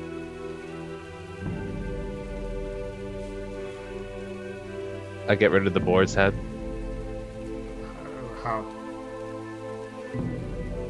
I take it and I bring it outside, and in the middle of the rain, I dig a hole and bury it. With your hands? Yes. Okay. So as you're clawing and digging this hole, it's kind of filling in on itself a little bit, so you're frantically pulling away this dirt. You stick the boar's head in, and then you push the dirt back over it, and the boar's head is covered. In your hand is still the note. I put it in my own belongings, and I go back inside, and I lay on my cot and just ponder. All right, and with that, I think this will be a good spot to take a quick 10-minute break. See y'all Cool. very, very soon.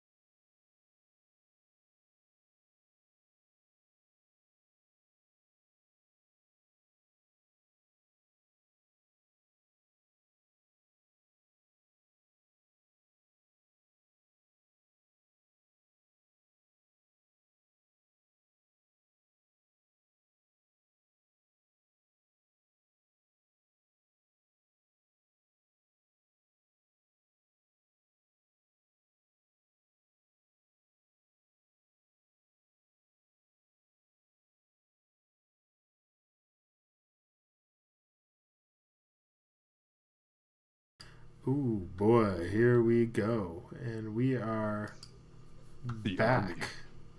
So, happy welcome back moment. All right, so with that being said, guys, so we just left off with the mysterious note, which was left for Loki in the jaws of a dead, chopped off head boar in the middle of the night, and an ominous figure looking at him in the darkness, standing in the rain with glowing red eyes. And then disappeared into the night as fast as he came, or she, whoever it may be. I'm assuming, Loki, you went back to your bed and pondered, you said, right? Mm-hmm. So the rest of the night, no craziness, no quirkiness. You wake up. You can already kind of hear the sounds of the town. People are working. You can hear the blacksmith ting, ting, ting coming from outside. And things are essentially kind of getting back to, the day is starting. This is for everyone. Mm-hmm. And I hand it back to you guys as you start waking up in the morning. So when was I supposed to be at this meeting? Are you talking to me or talking to... The group. Did we got like an hour? Like a set time or something? She said just like more towards dawn. So you guys are... So, it's... Right now I'd say it's about 6 in the morning. Okay. So when's on? About 6 in the morning. You're pretty close to that time. Okay. So I should get moving then. I don my... If shirt. you need any help, just shout. Do you think they'll be asking for the gold at this party? Ooh, we should decide on that. I think in light of our decision to help them and to take this seriously, I think step 1 should be returning the gold.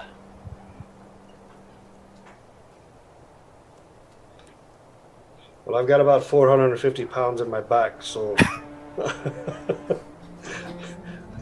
if you want, I can accompany you, dump it, then find my way out. Yeah, well, I can just tell them that we have it and that just to let us know where to return it to. What do you guys think about that plan? What are your thoughts? I agree. But it has to be a group decision, right? Yep. That's best we... You have an objection? I have no objection. No objection. I think you should watch your back just in case this thing goes haywire. That sounds like a good plan. So while you guys are talking, a familiar face enters. Hey, boys, ladies, good to see you. You see Thomas. Oh, I thought Thomas. it's been a minute. My leg's healed. I'm feeling pretty good. Thanks for asking.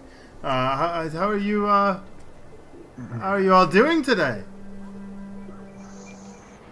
Thomas, how much have you worked on your self-awareness in the last 2 days? No need. My awareness was already good. That's what I thought. Alright guys, I'm off. I'm here to Wait. escort you to Sarah's tent over here. Well, it's not much of a tent, more of a No. shack. Yeah, why don't you hang out with my companions? I'll just go. It's good to Do see know you, how Thomas. to- do you know how to get there? Yeah, I can find it. You're good. Okay, well, It's a small well, I town. mean, I guess, Yep. U-Calo's being nice. I'll hang out with U-Calo. U-Calo, what do you want to do today? I get out my net and I throw it over him. He kind of falls to the ground. This is... and he trips and you can hear him fall and you hear a little crack. And it's like, oh, my ankle! Oh no! Oh, Thomas, Oh, you old dodger, oh, you. God, I think the Cheeky bone's bastard. sticking out. Oh, gee. And then you What? hear this as you're walking out of the tent, Brothel. As Brawl's walking. I just turn back and I say, "Stop being so dramatic." And you carry on. You can see Sarah's cottage in the distance. It's probably about like 50 feet away from the blacksmith. As you pass the blacksmith, he's staring at you. Half his face has a little bit of a scar on it now, and it has black lines that go down his face. And you kind of get the gist, like that's the aftermath from some poisoning. As you're walking, you can see there's 2 guards posted outside of not much of guards, more so 2 civilians there, 1 elf, 1 human, and they're very light armor, wooden shield, wooden spear, just standing outside Sarah's. You walk in. It's a round room, and there's a bedroom to the right, and a separate room, and a little area in the back. So there's about 3 total rooms in this little shack. There's a table in the center of this room. It's a long, round table. You see a familiar face. You see the herbalist Sloan sitting at the table. Sara sitting at the table, an empty seat, another empty seat. Then you see a dark-haired, figured human. His one eye is kind of droopy a little bit. He's very well adorned. To the right of him, you see a drow. Who is very well dressed, but he has a very large hood over his head to keep light from hitting his face. And then you see another human who has tattoos on his face, and his hair is slicked back and braided, and he has 2 axes over his shoulders that are crossed on his back. They're all sitting at this table. Sara, please sit down, Brothel Strong heart. Thank you. Brothel. I'm currently dressed in my my noble clothes, Okay. so I go over and take a seat. So as you sit down, Sara stands up. Please welcome Brothel. He will be joining us in our meetings, speaking for warriors of the group. And we would like to very much get his opinion on the future matters of our town. As you know, I was poisoned not too long ago. You can hear a carriage going by in the background. And I don't necessarily want to dive into that here today. What I would like to talk about is what our joint efforts go towards. Some of us have varying opinions. My purpose for this town, when I helped found it, was to give a haven for those who wish to regroup to fight back. The purpose of fighting back is to reclaim this island for nature, for the gods, and give it back to the natural right of things. We have strayed far from our path as a society, as clans, as groups, as individuals. We've insulted the gods in doing so. These Semet worshippers and their beliefs, the fact that if they convert you, they get a higher place in their heaven, and if they can't and they kill you, you become their slave for eternity, is embedded into their religion. So none of us are safe for our beliefs. None of us are safe for being who we ought to be and believing in the right things. The false god is imposing upon ours, and because of that, the natural order of things is breaking. It's time to take it back slowly, and I have plans on doing so, but before we proceed, I would like to get a vote from the council.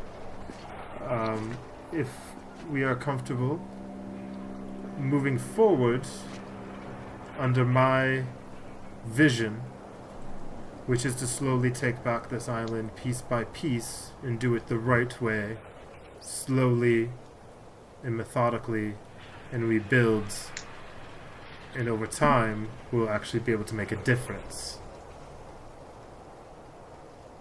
Rourke stands up. He's the guy with the droopier eye, dark-haired, very strong beard. He looks over. The time to strike is now. The time to make a difference is now. There's things we can be doing much quicker than what we've been doing. And now that we have some fighters, I say we should jump at this opportunity and maybe take back certain areas and free some of our people. I don't see why we can't move at a quicker pace. What do you say, dwarf? Are you ready or eager to fight, or where do you stand in that? I don't know the numbers that we're going up against, so I'm in no rush to get in over our heads when we don't know what that looks like. So right now I'm listening. I'm intrigued. I think that you guys have a good thing going here. So this good thing going here could be taken at any moment. I don't think we should be making camp here and holding steady, if you will. I think we should be more so moving this camp. Where do you want to move to? What's the plan to move? It's just a matter of time till we're found. So what's the plan?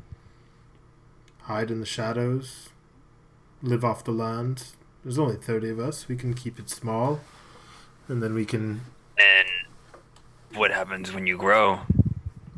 Well, the idea would be that we can maybe take over our camp from the inside. Maybe get into our enemies' good graces and wither them away from that way. Regroup much faster than hiding out here.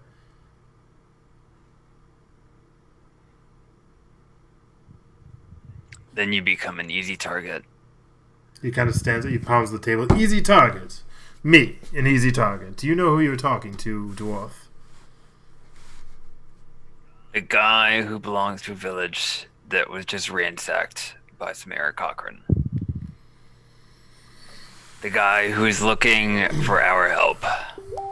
He kind of sits down. It was most unfortunate they are Cochran, but Sara is fine. No harm done here. She looks back to normal, if you ask me. Yeah, thanks to who? Well, again, very fortunate that y'all came just in time to save our lovely Sara. The drow kind of leans forward. I traveled longer than I could say, and to me, this is the first safe place I've been to in quite some time. It seems foolish to abandon it, and it seems foolish to run back towards the danger. I believe I would be with Sara. My vote lies with her. The herbalist Sloan kind of same thing, kind of leaning back, My vote's with Sara. And then the man with the axes and the hair that's slicked back. This was my land.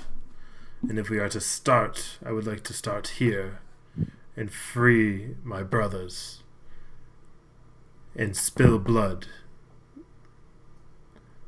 Obviously, I'm eager for this very moment. And I think we could move at a bit of a quicker pace. I don't necessarily agree that we should leave here. Rorik, would you be opposed to speeding things up from this camp? Maybe night raids, finding parties, stealing supplies. If we can do that at a faster pace, would you consider? Rorik kind of looks over. I would consider it. I think the real vote we should be having is who we should be following, either Sara or me. Sara kind of sits back down and grabs her staff. Rorik, let me ask you. If I weren't here, where would you be? Would you be in that ditch? Perhaps where I found you? Would you be alive? Would you be still running? Would you even have an opportunity to be sitting at a table? I think not. She takes her wand, slams it on the ground, and a force of energy pushes towards Rorik, pushing him further back into his seat. She stands up. I don't think a vote is necessary, Rorik. I think what is necessary is a little obedience. And I think that you should probably learn it, and learn it quicker than your plans for attack. What I would wish for us to do moving forward is I think we need more warriors and more soldiers.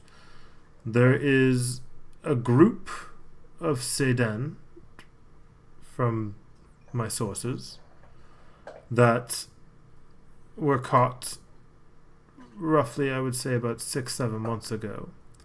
They have been imprisoned all this time. They're about 3 days from here. I would like to probably get them back. I think that would be a good place to start. I think if we could get our new friends' help, I think they could potentially go into this small encampment that's been posted up there for quite some time. How many did you say? My sources tell... How many prisoners? Prisoners, there's about 6 or 7. But from my understanding, and I don't know what condition, but they're natives from this land. And from my understanding, there's about 20 enemies positioned there, and it's pretty well fortified. But if we're to ever get anywhere, we're going to need more soldiers and more fighters. We can't do this on ourselves. And if I know anything about the Sedan, and he points to the man with the tattoos and the axes, if I know anything about the Sedan, it's that you are fighters. So I ask you, Brolithal, would you be willing for you and your compadres or your friends to go get back some lost brothers? What do we know about who's holding them captive? Well, I guess it's more of a mixed camp, from my understanding. I know there's some Aarakocran.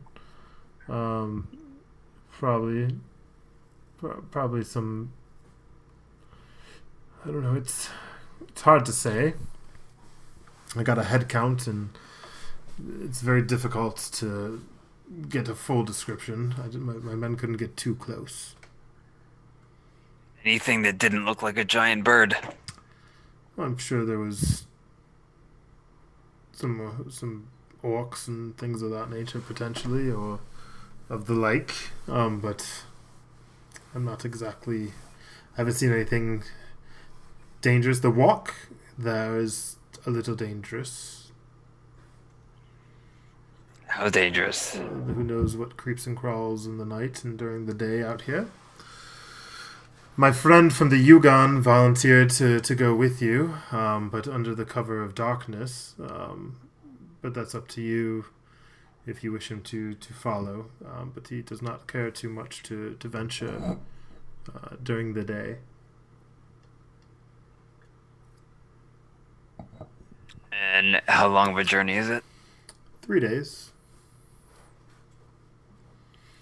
And then the other thing I wish to talk about, and I'll give you time to mull this over. If not, I completely understand, and we'll have to figure things out, right? I'm a reasonable person, but if you plan on staying here, I do expect loyalty to a certain degree, or at least help. You have been helpful, from my understanding. I mean, you saved me, and I'm eternally grateful. So that's why I wanted to also talk about this gold. Yes, we have it. Where would you like it? Before you turn it over, I would like you all to keep 40 pieces each of you for each of you and your friends as a token of my gratitude.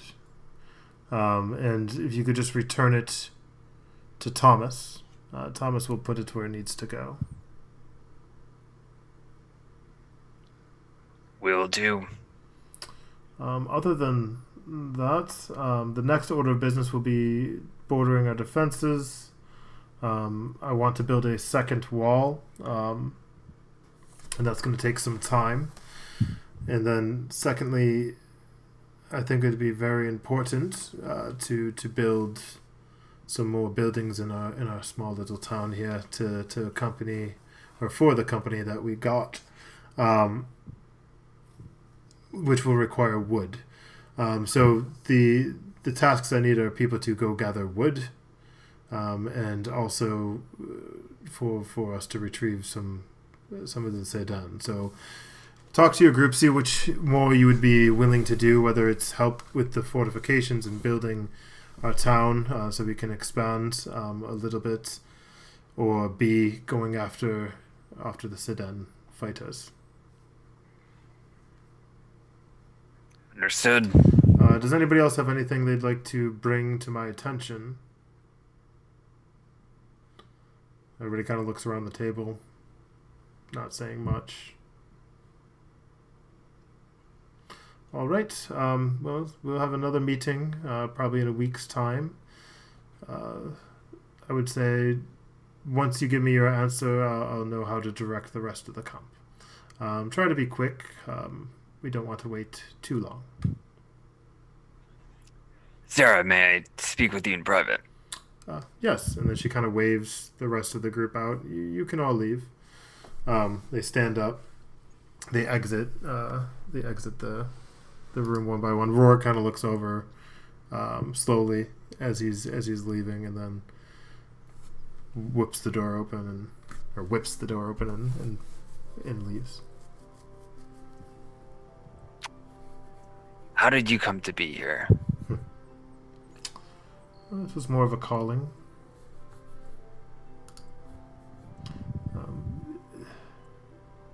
I would say everybody has a purpose in life, right? Yeah. Well, mine is my beliefs. The area we're on is very sacred ground. The tree from Sylvanus is very important. The ties between us and our beliefs have been shattered, weakened, broken. Our land is being mauled over. Our forests are being just taken down in front of our eyes. The natural order of things is wrong. And the gods are not happy. And this fake Semet, it must be dealt with before it's too late.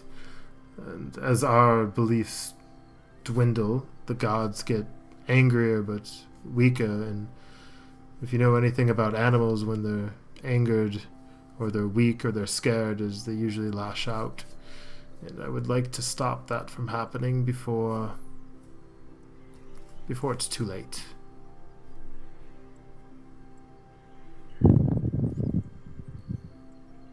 How did you come to be the leader of these people? Well, most of them are pretty easy to influence, if you haven't noticed. But other than... I took a vote. I led... First off, I saved Rorik. I found him in a ditch. His leg was broken. I mended him. I brought in the blacksmith. I brought in Sloane. I found wanderers. I brought them here. I essentially started this camp, if you will, and brought in the people I thought that could help. Some I may have been misjudged, but the more bodies... I'll make mistakes. Yes, I recognize that. I mean, I've made some enemies across the way. People have died because of decisions I've made. Some aren't as happy as others, which is to be expected when you're a leader. Yep. Is there anything else I can help you out with, Browthel?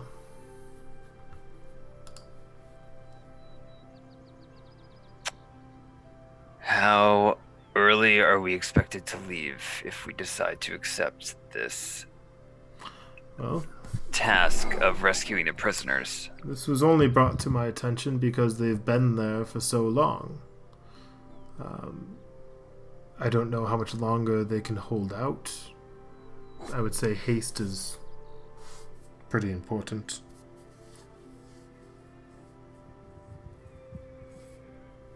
So we can leave tomorrow morning if necessary. Yes, and I will make sure that you are well supplied and paid for your troubles, as far as I know. Do you have any demands or any wishes for you and your friends that I can maybe sweeten this for you? I will get back to you on those. I need to relay all of this information to them, and we can talk about it, and I will get back to you. What time of day is a good time Well, to get back to you? from my understanding, the Orogs got pretty close to our camp just recently. I would like to start building our second line of defense and begin training as soon as I can. Most of the people here are not fighters. Most of the people here are just simple folk. We did get a couple. Our friend from the Yugon. He's been quite helpful. But other than that, it's been tough. So the sooner the better, so that way we can either build the defenses or, at least send you guys on your way, or you can help with the defenses, one of the two. Or if you don't intend to stay here, then I have some thinking to do. Understood. All right, I will get back to you after we have convened. Sounds good. Why don't we have a talk tonight before we end the day? Where shall I meet you? I'll find you. Or can you just come to the Longhouse? It's been a while since I've been inside. I suppose I can come in and have a cup of tea. Great. See you then. All right, you may leave. And I waddle off. So you exit. As you walk outside, the Bart starts walking towards you, the blacksmith, and he's holding some armor, and he kind of pushes it towards you. Give this to your friend. Let him know I'm a man of my word. And if you could ask your other friend, the small frog, to come visit me again sometime. Oh, yeah. Yeah, he's really nice. I'll let him know. Very. All right. Hey, we might be rescuing your village, so it's been nice talking to you again, and hope to do business with you again in the future. I hear you're an excellent craftsman. Well, that I am, and I'm also, Anyways, not important. I'll be seeing you around then. I'm sure not many places to... Yep, great talk. Have a good one. You too. He walks out the front of the entrance of the town. Over his shoulder is a knapsack tied to a stick, and he takes off and continues to walk down the road. And at this point, you venture back. I'm assuming, unless you're wanting to stop anywhere. Nope. Okay. The group is still messing with Thomas. Is this happening? Yeah, so Thomas is dangling from the roof in the net. I'm dancing on the table. He's perfectly safe. He's totally fine. Though. Make a perception check for me, bro. Ooh, first roll. I know, it has been a lot of rolling tonight. This has been. Yeah.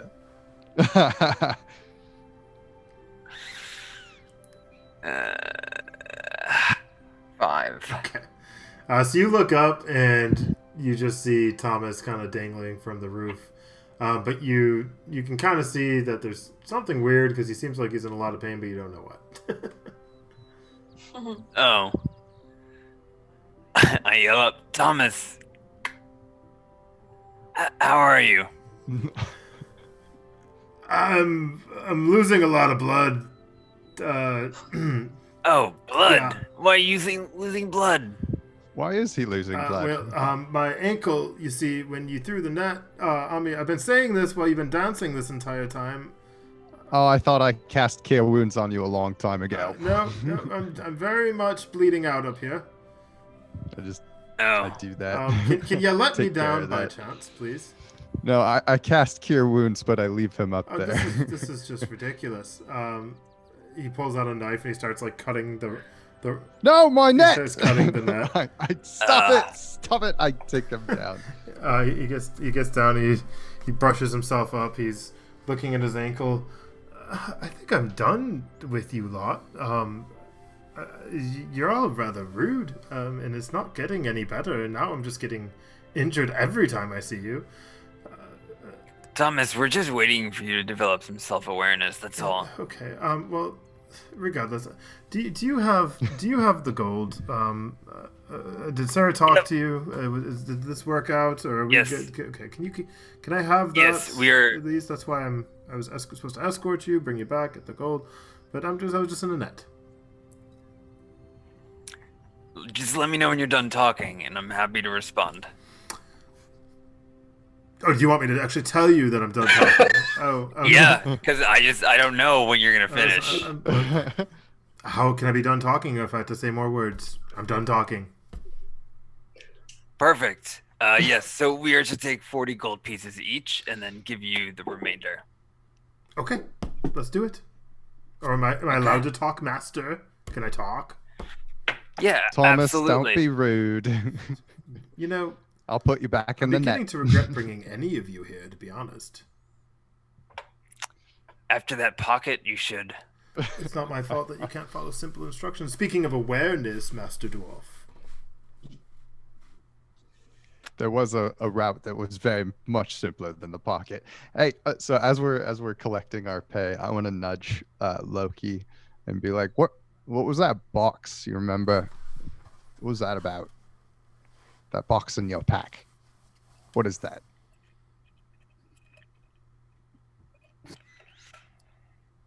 You're muted. I'm muted. Am I still No, muted? you're good. No. No, there you go. That was very dramatic. I don't know much about the box. I know that you gathered a peek at it. Yeah. Did you see anything interesting? It said something on the top. I'm not sure if it's important, but in Celestial it read doorways. Doorways. Is it your box? No. Derek gave it to me. He asked that I give it to Sara. I haven't seen her yet since we've returned. And what'd you do with that glowy thing I threw at you? Well, that's still in my pack. So Seems to be now just a rock. Can I make an awareness check of like? Are they in this room right now? Do you have them on you? I'd kind of like to see them. This is a little odd, but sure. Sweet. I'll take both of them out. What are you taking out? The box that was meant for Sara, that's locked, and the meteorite. Okay. As you take out the meteorite. One moment. Uh-oh. Oh.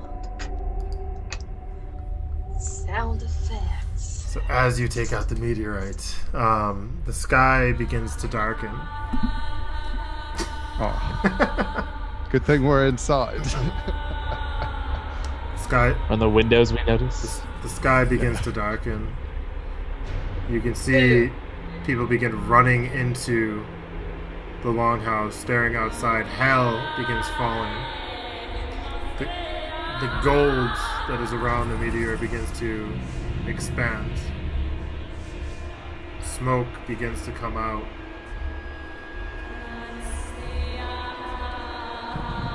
Can I make an insight check on this thing to see if I know what's happening?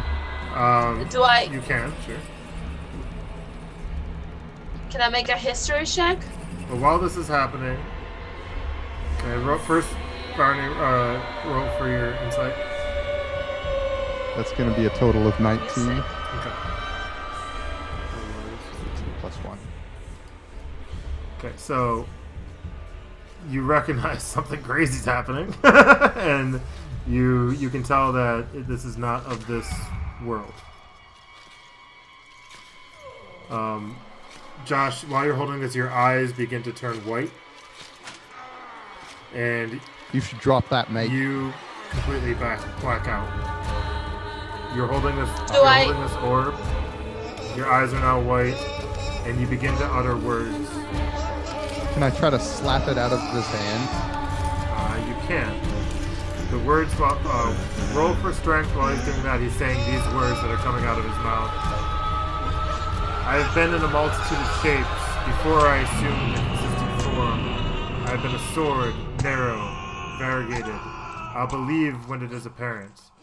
I have been a tear in the air. I have been the dullest of stars. I have been a word among letters. I have been a book in the origin. I have been the light of lanterns, a year and a half. I have been a continuing bridge over 80 acres. I have been a course. I have been an eagle. I have been a coracle in the seas. I have been compliant in the banquet. I have been a drop in a shower. I have been a sword in the grasp of a hand. I have been the shield in battle. I have been the string in a harp, disguised for 9 years in water and foam. I have been a sponge in the fire. I have been wood in the cupboard. I am not he who will not sing of a combat too small. The conflict in the battle of the Goju of Spriggs against the Guldig of Pridien. There passed central horses, fleets full of riches. There passed an animal with wide jaws. On it there were 100 heads, and a battle was contested under the root of this tongue, and another battle there in his occupant. A black sprawled toad with 100 claws on it, a snake speckled crested, 100 souls through sin shall be tormented in its flesh. I have been in Ser Venvir. Thenir hasted grass and trees. Minstrels were singing, warrior bands were wondering, and the exclamation of Brethon, the guardian, affected. There was a calling on for the Creator, and I have come.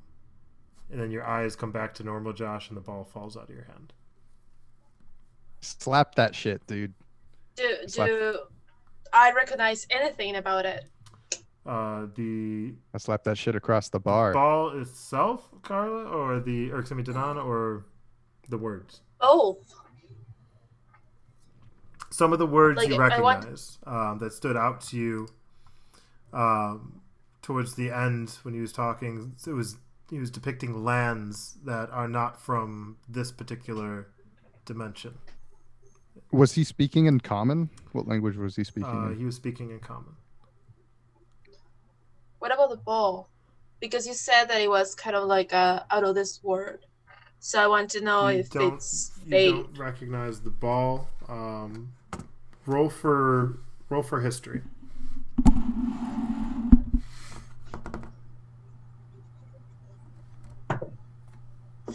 Okay, that's a 16. Okay. Good. So the meteor itself, you were there when they took it out of the box? No. Okay. So it was just me and Loki. Right.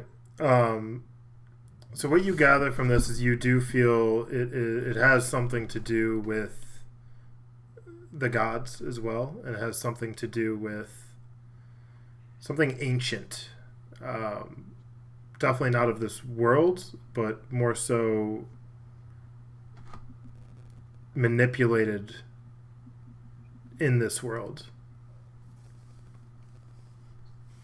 I get that sense? No, Danon. So Danon's getting that sense from what she just rolled for.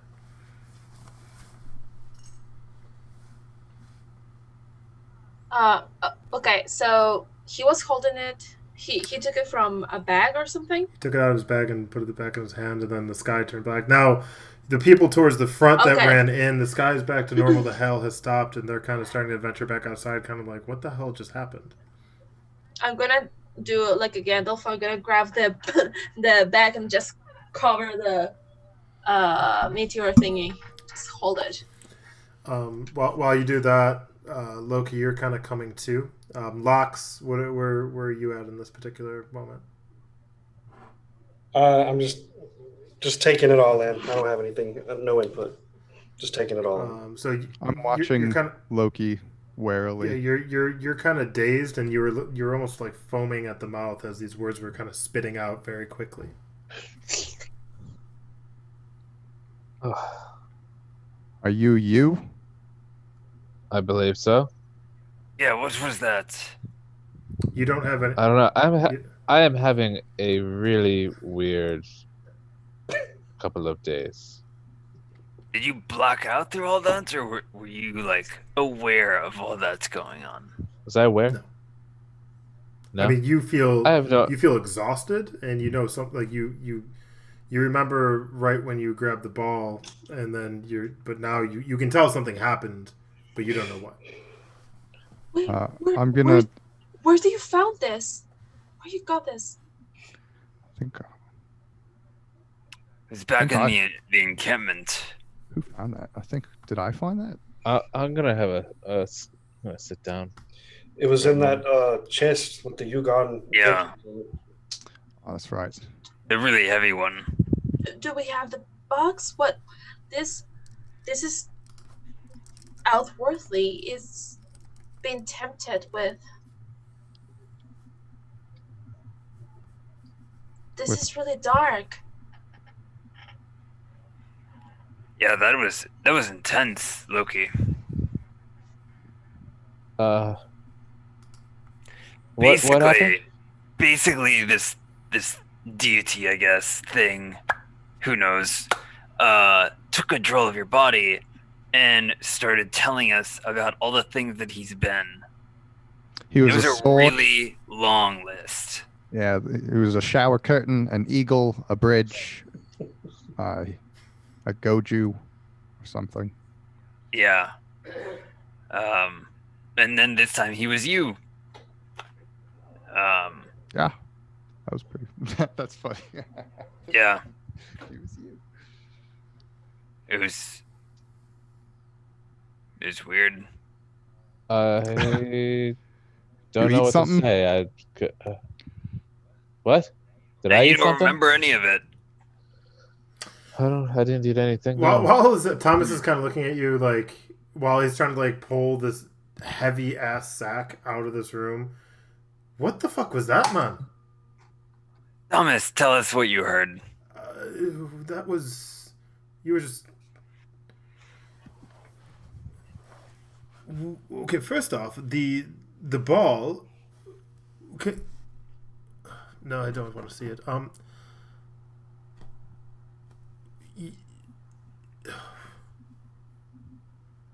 I don't know what the hell. You okay? I'm just very confused. I've heard some of those words before. It's a prayer. A prayer to whom? What kind of prayer? Oh, it's the words are slightly altered, but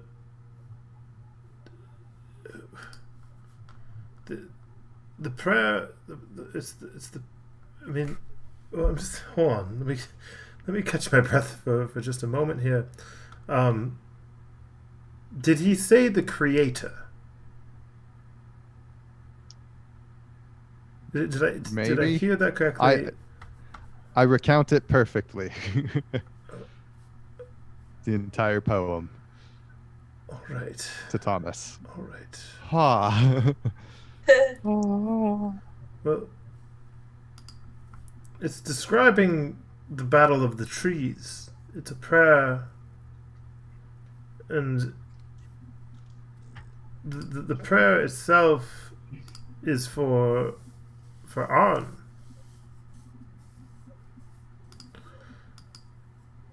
And if that was him speaking through you, stay the freak away from me, mate. I would be happy to. I thought Oron was a good god. On that note, I'm again. He's like inch by inch is trying to like literally pull this heavy ass bag of gold back out of this room. He's not getting very far. Thomas, I hope your ankle feels better now. All right. He kind of looks over a couple of the guys. Do you mind helping me? And they come over, 3 other humans, and they help him lift this bag, and they take it out of the room and kind of looking. Thomas kind of keeps looking back at you, Loki, while he does that. I blow a kiss at him.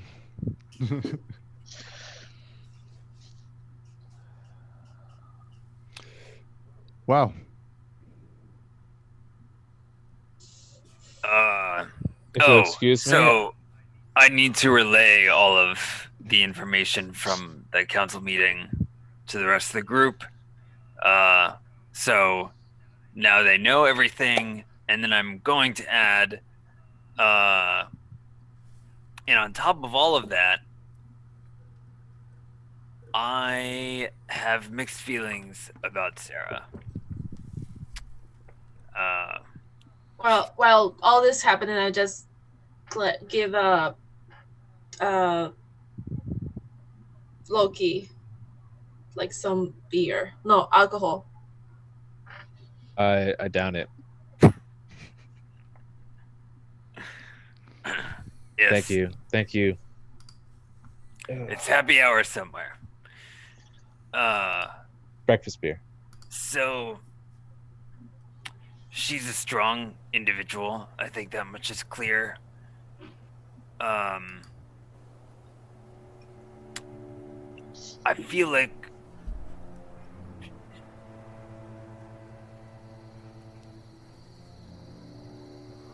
everybody is a pawn to her.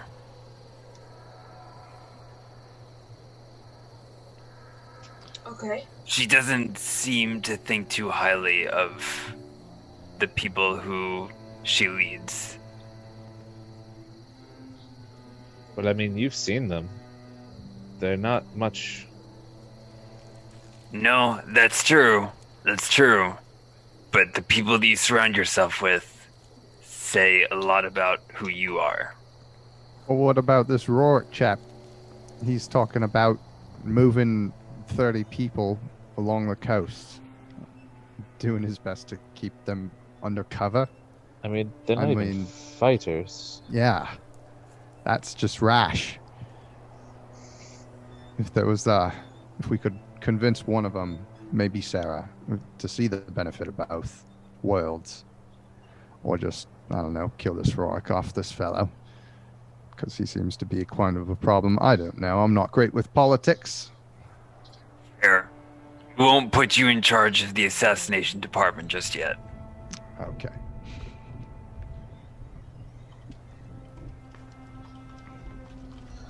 What do you guys think? Hmm. Well, it's obvious that they need help. Ah, we could make some demands. Yes. Good call. What do What we want? are we looking for? Maybe a place to stay that's not so public. Some health potions.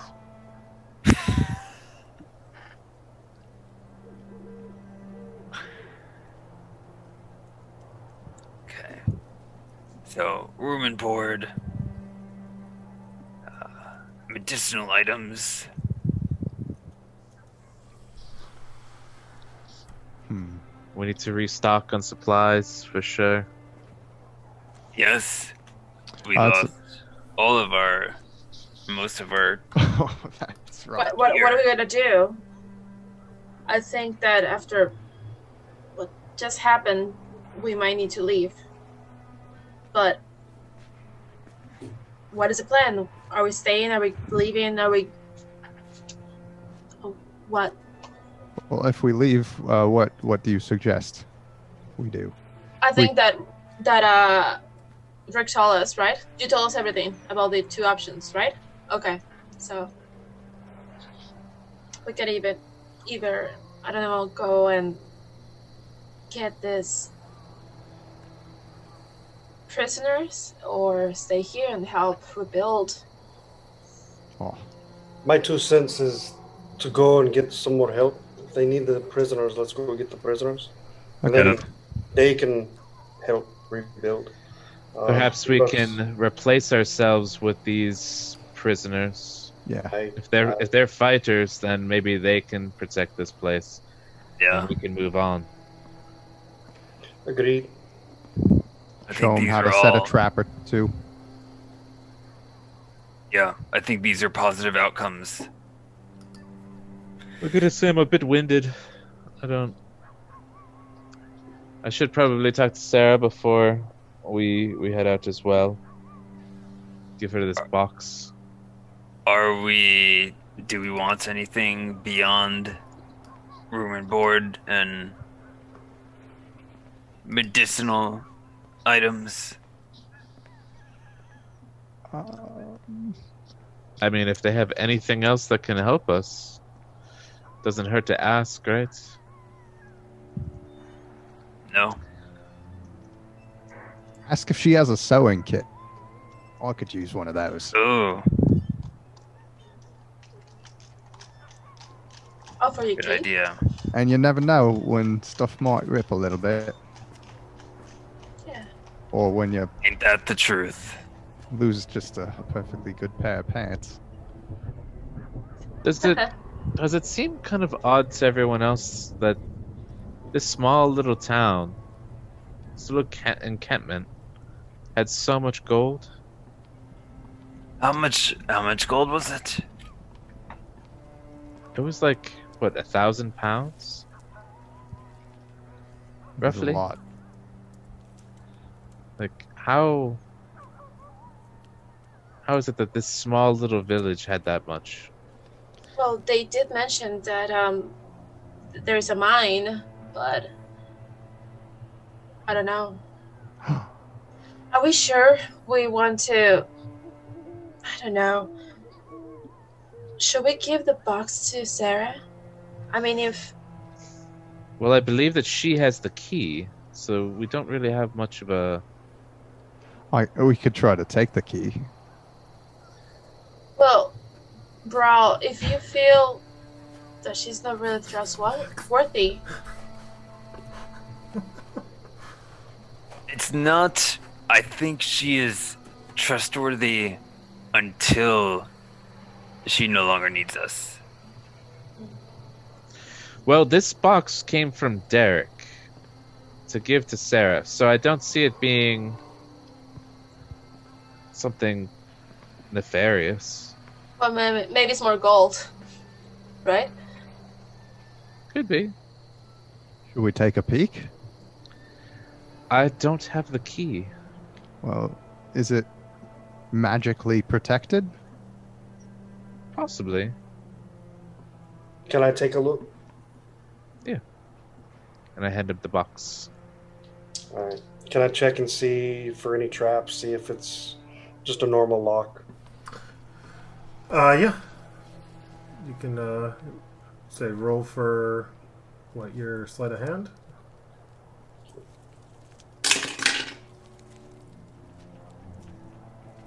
Uh, 18. Okay.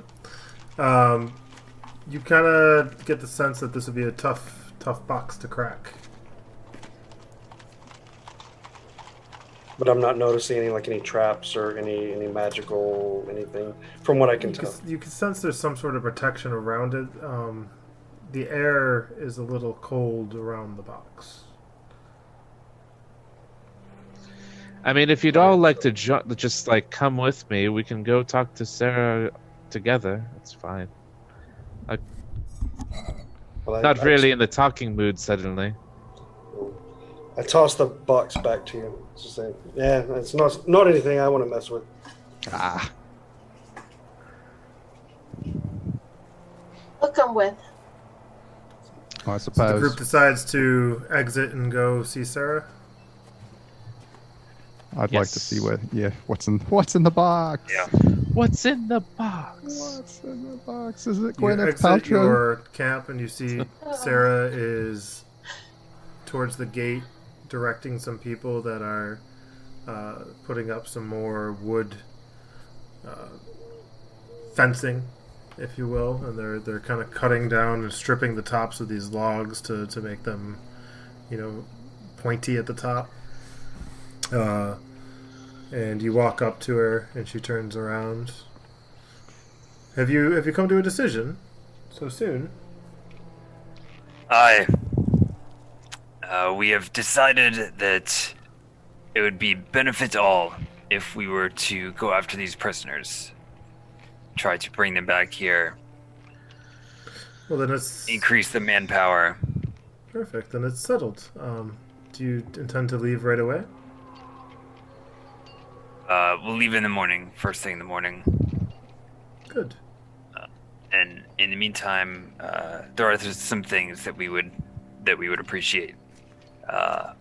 One is a place to stay that is not the longhouse.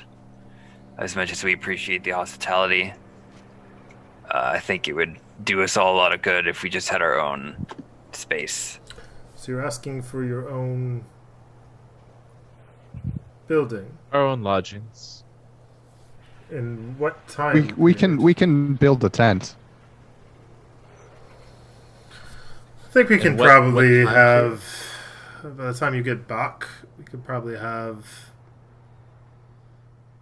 an area for you. All right, sounds good. Next thing, any health potions or similar items would be of great assistance. Before you leave, see Sloan. Let him know that anything you need, I will pay for with my own personal funds. Appreciate that.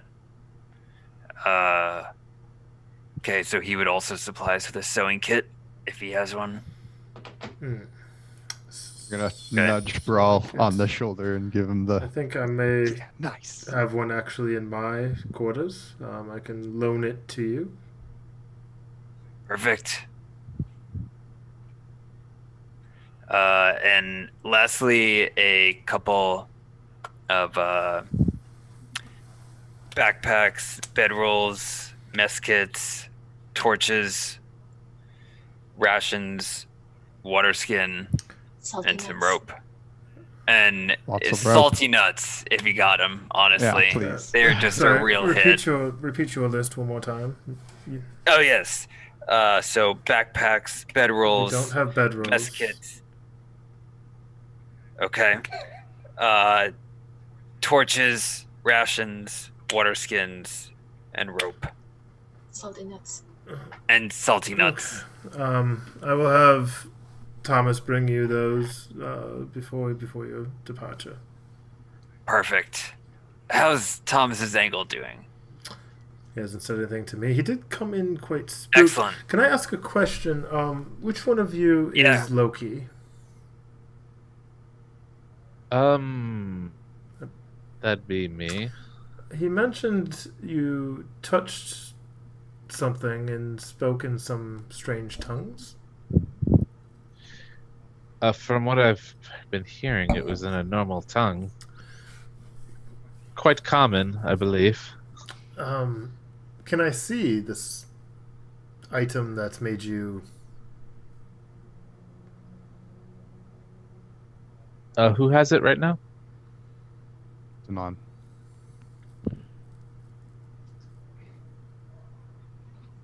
Danon, do you have the stone? I do. Do you mind, dear?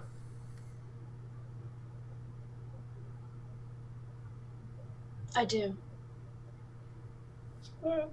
Um, Can I have a private conversation with you before leaving? yes, of course. That's not a problem. Do you mind if I... When I mean Go ahead.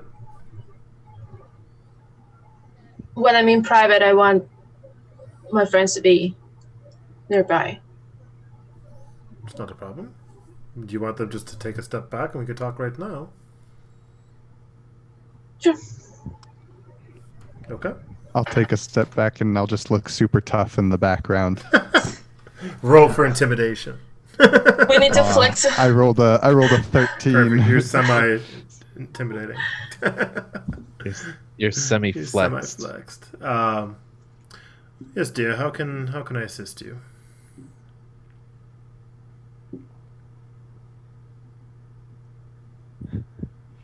I found out this tree really interesting. The tree? Can you tell me? Yes. Ah, yes.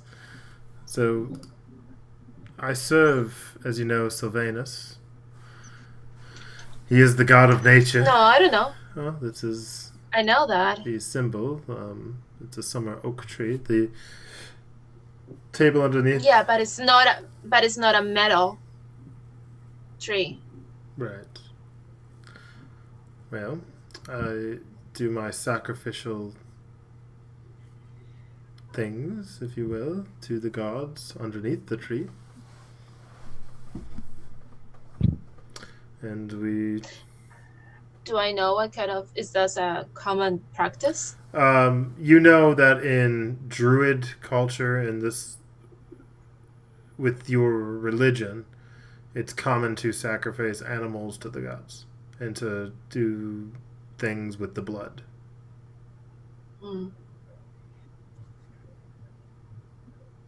What kind of sacrifice? Like, I don't know, cutting Like, the head of a... Are you talking to... I'm asking the okay. DM. Like, that's a common thing, like beheading animals or something Like like slit that. the throat of a rabbit and spill the blood and drink it and stuff like that. Okay. That's a different kind of dread. But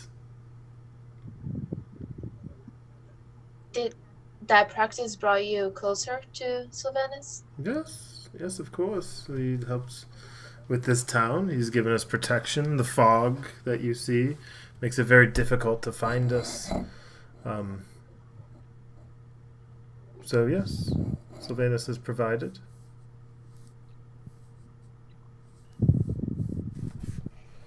Now I'm more curious about that orb that you have covered there. I don't think you quite understand what happened to come into your possession. Do you mind if I see it?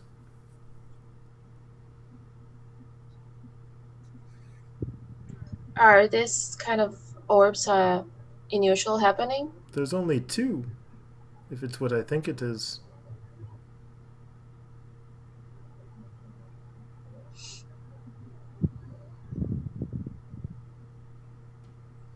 I want to make an insight check. Sure.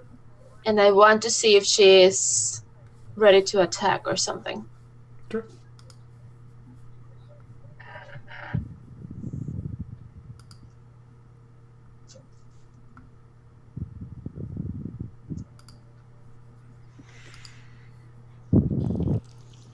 That's a...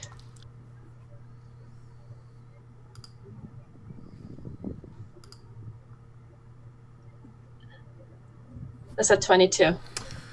Very good roll. You notice that. So while you're having this conversation, you can kind of see that her eyes are pretty much fixated on the orb, and almost like she's very determined that you hand it over to her. She's not going to attack you. You don't get that sense, but you get the sense of like she's more eager than you've seen her since you've in all of your encounters with her.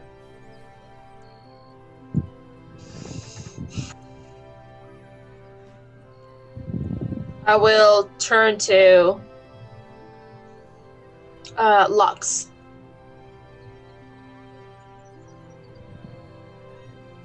What is it? I'm like asking you, like.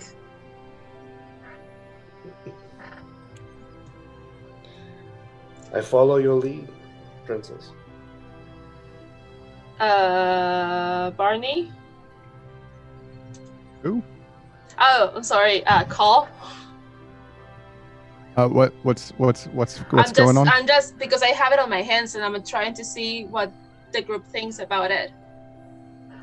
I would like to use my divine sense ability to see if I detect anything in Sara while she's fixated on this. You sense inside of her is this energy, mostly coming from her staff. But you sense that she is who she is. She's a very religious person. You kind of sense that coming off of her herself, but you don't get her trying to be somebody that she isn't. Do I detect? What do I detect in the staff? The staff has some magic elements to it, from schools you're not too familiar with. Okay. So, what is it that you think that this orb is? Well, if my guess is correct, well, first let me ask you this: are you familiar with Arn? I am, yes, I have studied. Then his past, he forged 2 orbs. One orb gives life, the other orb gives death.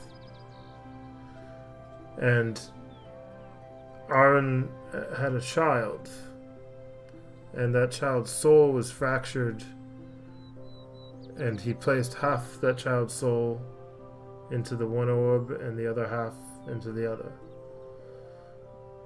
Darkness and light, and they've been separated for quite some time. And if they were ever reconnected, it would bring chaos to this world. Chaos or balance? There's a reason why the god of death and life chose to separate the two. But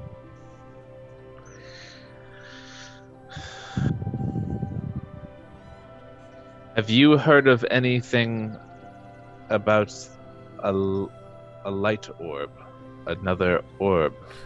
Yes. It hasn't been seen in centuries. And if that's what I think it is, well, it's not going to bring you much good. It needs to be locked away. And how would you be able to lock something like this away? Well, Especially in a place like this. It's better than in your pocket. I know where it is if it's in my pocket. Yeah. Listen, if you wish to hold on to it, just tread carefully. And don't take it out. Well, I have something else here for you. Derek from from the Drove clan. He owns a tavern in the main city, and he gave me this box. As soon as you pull the box out, she grabs it, puts it in her pocket. Thank you. Wait, what is this? What is what? What is the box? Well, the box was for me. Yes, and he entrusted it to me to give to you. He entrusted you to give me But a I think- locked box, right? I think it's only fair that you tell me what I've been carrying for the past week, 2 weeks. My friend, someday you'll learn that life is not always fair. Amateurs. Now, I will give you your rations, I will give you your gold, I will give you a place to stay, and I will provide for you. But there's certain things that are for me, and for me alone. And I just met you, and if I choose to trust you more, maybe I'll indulge. You know, that feeling of trust is mutual, Aye, and we've only just met you. true. You don't have to stay.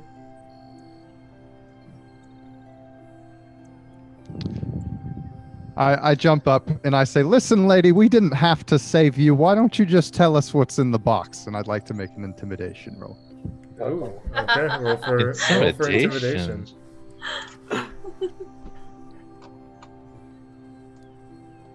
For 18. Oh my god, that's literally the number I picked. Okay, so she's not necessarily intimidated, but she's more so. You have a point. Taken aback. You have a point. So the box on Celestial, it reads doorways. What I'm trying to do is I'm trying to find a way to strengthen our connection with the gods again, and I'm looking to strengthen our ties, if you will. There's other dimensions that I feel the gods have ventured off to, and they've left us behind, if you will, and forgotten, and that's why we're going through this. It's been difficult to communicate with them, harder to reach them, and as you can see, the crops are running low. We're under oppression. We're living in a small camp and should be free on our island. We've been abandoned, so it's time to search for them, and that's something that I took on to myself. So inside this box, that helps me do what I need to do. Is that a good enough answer for you? Well, to be honest, no. That was terrible. Absolutely. I'm going to use sleight of hand to try and grab the key, if there's a key. I don't. She's supposed to have the key. So you are Right. in broad daylight, standing right in front of her right now. Yeah, so I'm gonna pull my hand up and say that was terrible, and as I do, I'm just gonna flick my other hand forward. Okay, While he's doing that, can I distract her by talking to her? sure. So Barney, roll, or U-Calo, roll with a +4. So, lovely Miss Sara, when you're building a small 21. cabin, when you're building a small cabin, are you able to 21. Oh, put a pond in the back, You want a pond in the back of your cabin. or at least a water source, something? I do indulge in a skinny dip once in a while. Well, how about we just build it close to the well? That would be perfect. Okay. You have the key. Awesome. Well, if you would all don't mind, I think I'll be heading off. Is there anything I need? We have to tend to the fortifications. Is there anything I can do for you before you venture off on your journey? I pocket the key and I just start walking back to the party. All right. is there anything else in this town that might be able to help us with combats, with... Well, so if you're willing to venture at night, we did have somebody that was willing to go, which was Ezekiel. Who's this Ezekiel? Ezekiel is the drow who sits on my council. He seemed like a well-balanced individual. And he wants to accompany us? He said he's willing to help, but he doesn't like to travel so much during the day, or at least fight during the day. He's more of a in the darkness kind of person. Well, that does make things a little bit more difficult. Because the rest of us, I think, travel during the day, if I'm not mistaken. Well, I mean, you can talk to him and see if he's willing to accompany you during the day, but that's what he said. There's also Clark, who's a fighter. He's also on the council. He is a Seyden. He loves fighting, but he hasn't offered anything at this point. He's very much, this is his area, so he doesn't like to venture too far. Well, I guess if we decide that we could have a additional companion, we'll decide that later. Okay, that's completely... I mean, I'm sure they're willing to have a conversation at least. They're both reasonable. Although Clark is very much... let's just say he's quite the fighter. So it might be worth the conversation. All right. We'll take that information and use it if we need. All right, then. Well, Sara, I believe that we've talked about everything we can at this point, right? All right. Well, I'm going to tend to the fortifications. If you need anything, please let me know. Otherwise, I wish you the best of luck on your journey, and we hope to see you soon with some new friends. Take care. And she walks forward back towards the people who are chopping up some wood.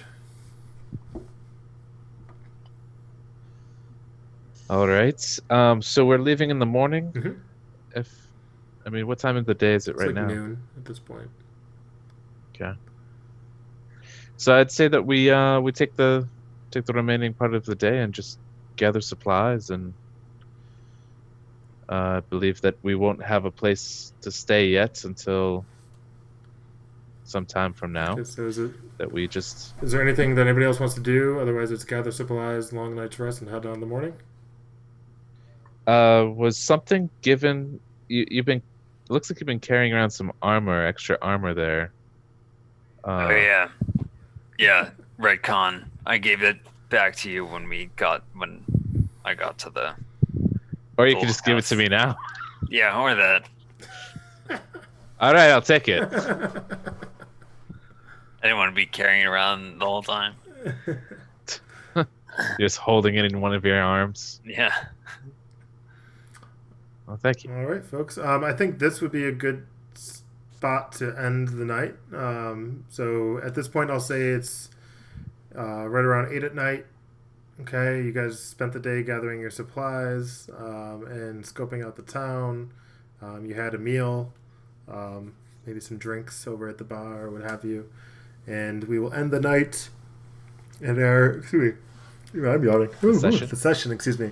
On this note. And I appreciate you all for coming. If you liked what you watched here, please subscribe to our YouTube channel. And until next time, guys, have a good one. Yay! Woo! Shopping session, basically. That was fun, guys. That was a lot of role playing.